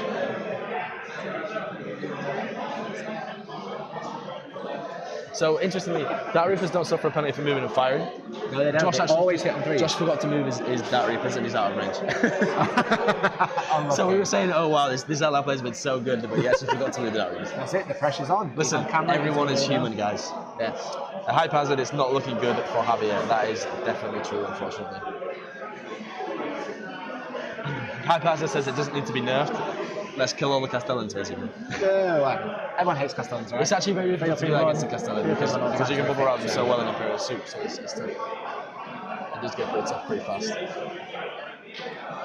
So what we're saying is Tau is going to win. Unfortunately, not Ace Face. We don't want to call anything too early, but it does not moral look like victory, but the Crafworld are going to take the people's champ. Tau, the people's champ. Yeah, exactly. Lots of dice coming away with the Tau players now, guys. Straight into the Riptide. All the Shuriken is going to help. All the way up to the Riptides. Again, if you get the 6s to win, guys, -3 AP. -3, so that'll be 5%. No Tau to pass them on to. No, not Tau, sorry. No drones to pass them on to. He overcharged his gun. Oh no, he's not free up in one. He saved them all, Matthew. Okay. He's not free up in one because he's going for damage control. Right? Yeah, just bounce off the invul there, Matthew, like you said. 3+. That's fair. So we have a grand total of 8 models remaining for the Tau player, Matthew.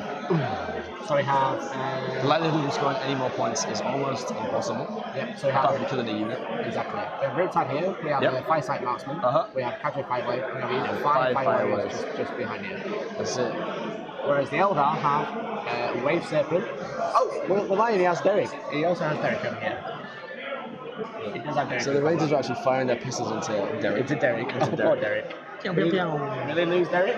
He's taking a route. Oh no, bye Derek! Oh, Derek. R.I.P. Derek. F in the chat for Derek. F's in the chat for Derek, guys. R.I.P. F's in the chat.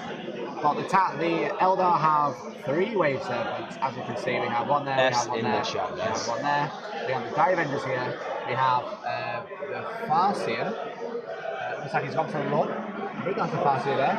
We have another Farseer here. 5 Dark Reapers and 5 Rangers as So well. we're about to find out what Maelstrom cards the Eldar player has scored. I think he's finishing his turn now. We're going to find out how many points he scored, and then we'll head back. But I think it's probably a foregone conclusion. It kind of is. I believe we're going to see the handshake soon. He's going to delete those Dire Rangers in the shooting phase. but is that enough? I don't know. We have 33 minutes remaining here, Mikey, in battle round 2 of in game 2, sorry, of the Gibraltar GT. Yeah, so there are 6 rounds. Six whole rounds. 6 rounds, and we're here for. games of the How many are weekend. we here for? We're going to all 6. Every single one. We're going to six. bring you the best action from the Gibraltar. So Josh is just working out. Okay, so Josh has got supremacy for 2, Yeah. secure to 6, and the final one.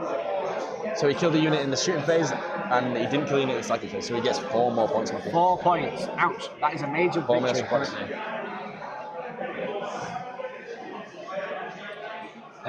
So yeah, so will we see a handshake soon, or will Javier play it out? 1 primary as well, Mikey. Of course, there's 1 primary. I'm doing well. It's very difficult. Do you know what I need? I need a scribber.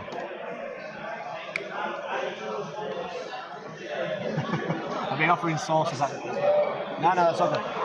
Thank you. So our snacks have actually just arrived, Mikey. Yeah, I've been offering sauces. Stephen Pardo said I was sour for not having sauces last night because I'm a bit weird. I like food as it is.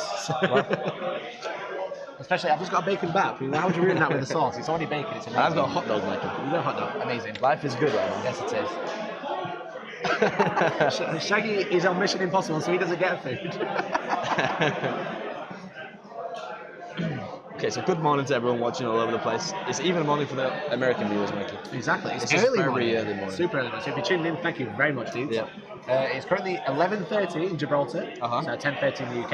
Yep. So thank you very much for tuning in. We're doing it an early Saturday morning, but hopefully you're enjoying the coverage that we're doing. We're doing the best we can. And yeah. Nick Tarak is hungry now because we have bacon baps and hot dogs. So, interesting stuff. So it looks like we're going into Javier's turn Fair 5. play to Javier to keep playing. That's absolutely true. It's always honourable to see someone battle out even when they're up against it, Mikey. Yeah. So it is turn 5 for Javier, so it could be the last turn. It looks like Josh is coming over.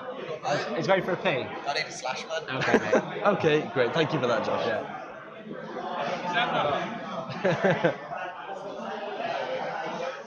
This hot dog looks really good. Sorry,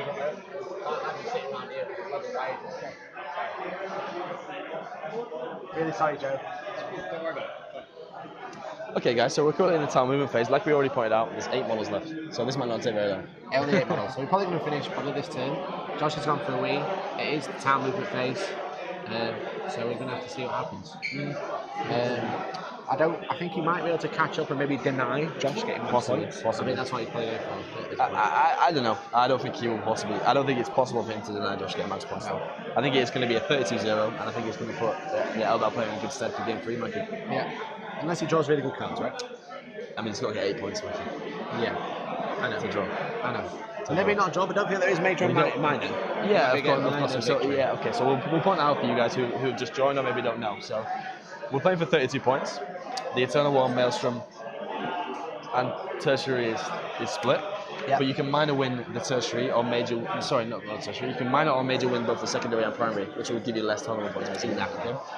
So the primary mission is Narrow the Search. Secondary mission is Kill Confirm, which is the Maelstrom mission, and then we have Tertiary, which is your secondary summon all mission, which is First Strike, Linebreaker, and Horror. No, Ace, that is not Eldar conceding, I'm afraid. No, shall we see Josh strutting in? There's There Josh he there is with a hat with on his and the big pink shorts. Back to the table. So the Riptide just overcharges shield, Mikey, as Okay. you'd expect at this point in the game. Again, damage control. Yep. I think Josh is just playing with his food right now. That's what it kind of seems like. We'll have to see what happens here going to game. Definitely a turn shark 5. tank for the Alaitoc. Yeah. The Alaitoc, the shark, the towel. It's going to be a it's a little tough fish. Whatever anyone plays next on 2 wins is going to be tough. Yeah, it's Only the big boys live. That tends to be the 72 case. players, but only one winner at the end. The crowd is going wild in the room. I'm very excited to see Game 6, Mikey, on Sunday. It's going to be a Swagging in them salmon-coloured shorts, dig it. Yeah, he's very fetching this morning, to say the least.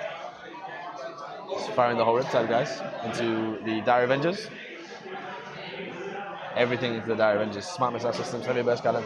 He's just going to get those points at this point. He wants a Maelstrom play, right? For kill, confirm. Take out them Divengers. It's a point. It's also less than possible. Right? Exactly. That's it. So he failed his first invulnerable save. So that is the Exarch gone, because the Exarch has a 4+. I'm just having the table, guys. Just one death. That's it. Just one death. Just one death.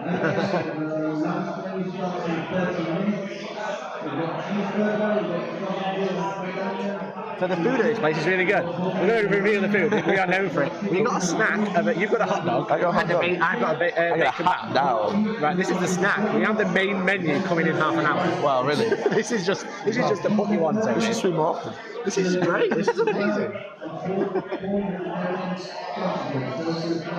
So there is some deliberation on the table now, guys. We're just trying to work out what the top player wants to do. Yeah. We're looking at how many points you can score this game. It's not looking good though. Javier has ended his turn 5, Mikey. Okay. He secured objective 4, and that is it. So we get 1 more extra point for the top player. The quote from the table is, "I give up on life." So it's not having fun. So it's 10-5 for the Eldar. yeah. We'll have a go to the top view. I'm going to move the face. Sure. It's not looking good. So let's have a look. Dominated this game. Let's have a look at Josh has got lucky again, has he? Okay, so we have behind enemy lines. Ouch. We have the scout of the skies. The Riptide has the flag given, and there's 4 wounds remaining. Yeah. We have secure objective 4 as well, guys. The objective 4 is the bottom right of the screen. That one there. Next to Javier's objective Yeah, card. the look just continues, guys. There It's we where go. the cards are. The Guy Avengers are going to be able to do both.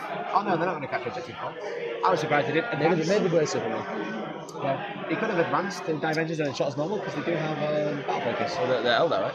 Yeah. So they did do anything they like. Well, there you go. You know, maybe he's thinking he doesn't need it. The Eldar, they can do anything they like. Yeah.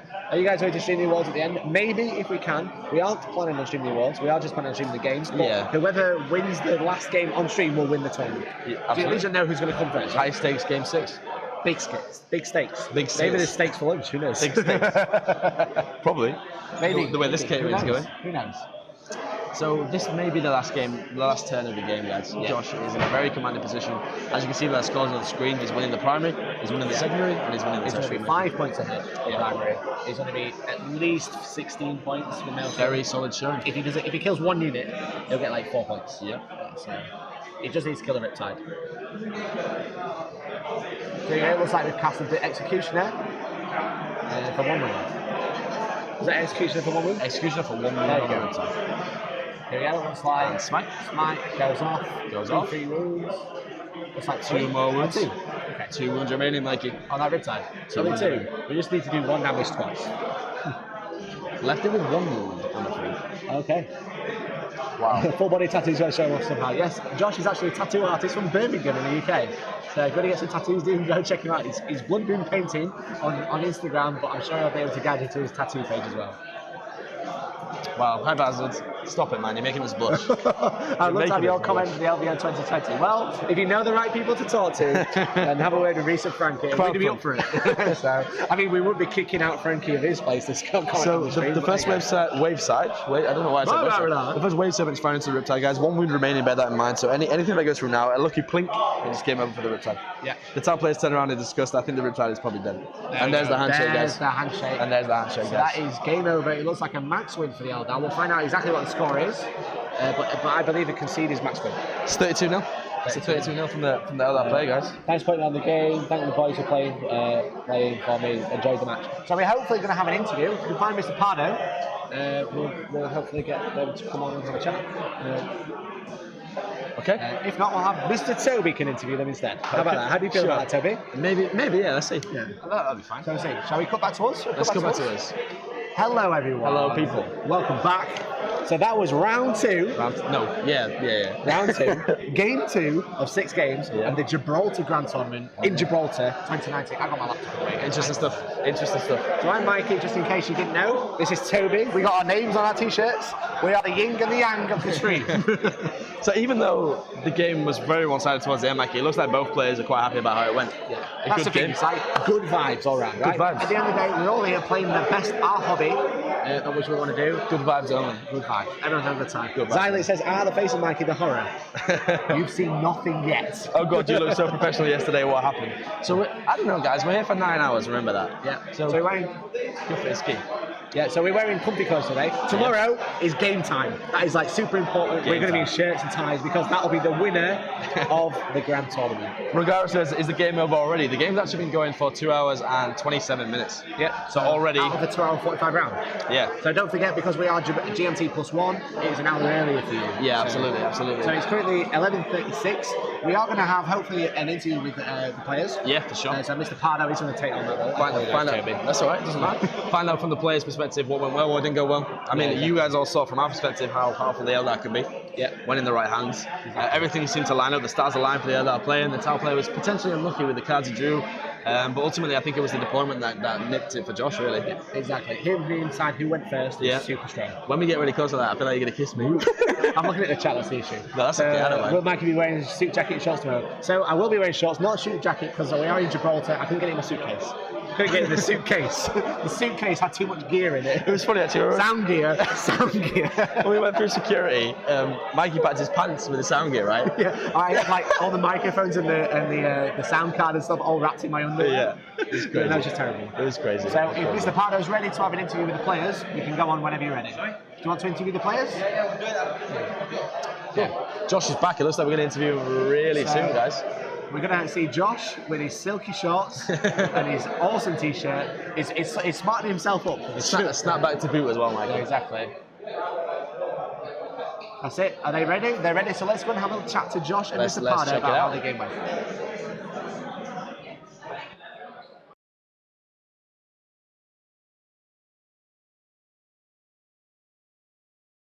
Oh, we're live. Hello.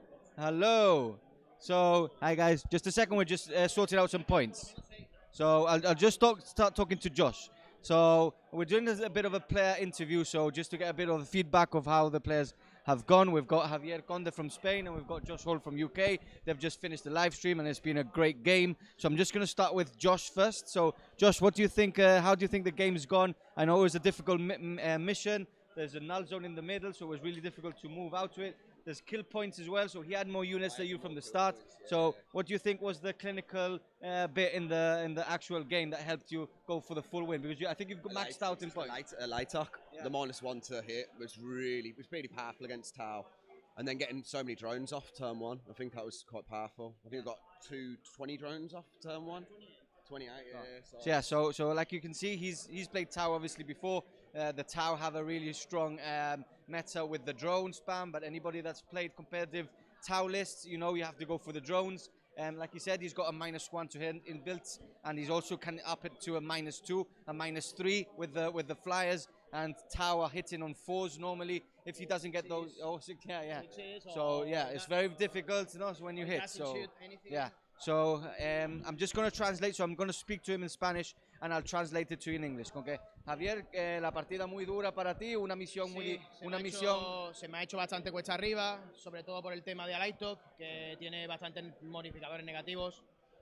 Sobre todo la estratagema también, que se me pone un -3. Ahí una de las riptides se me quedó sin disparar, que ya parece es un handicap grandísimo los negativos, y los Tau solo ganan un positivo por el tema de los marcadores y necesitan 5 y es complicado impactarlos. Entonces compensar sus modificadores negativos para mí es casi una odisea. Los comandantes han hecho un gran papel, la verdad que es la mejor miniatura por excelencia, por lo menos para cazar las miniaturas voladoras, sus Headlocks. Y la verdad que un rival increíble, súper buena gente, la verdad que... So he's just saying a really good opponent, so he's loved the game and he's been a really good opponent. I'm just going to voy a decir un poquito lo que dice. So like Josh was saying, he said it was really tough matchup for him. -1, -2, -3 sometimes.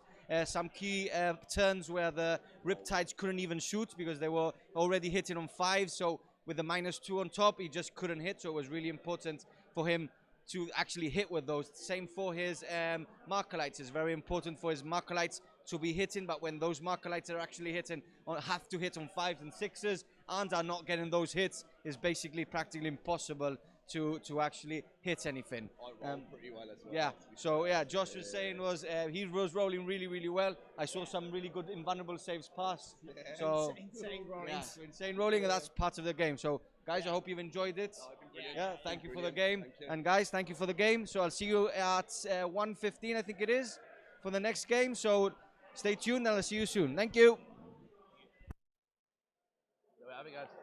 There we go. So that was round 2. Well done to Josh for winning, but thank you for Javier to coming on the stream. Yeah, incredible. Playing like an Well, absolute great champ. sport. Yeah, both champions in my eyes. Right there till the end. Yeah, exactly. But no, overwhelming victory for the Eldar player, and that will serve him good going into the next game. Yeah, so I said that was round 2. We do have round 3 in about an hour. You will see the timetable on screen just before we go. Absolutely. But we will be live again with round 3. We'll have a brand new board. Yes, we will. 2 brand new players. Brand new players. Hopefully 2 brand new armies. Hopefully. We'll try and avoid Eldar if we can.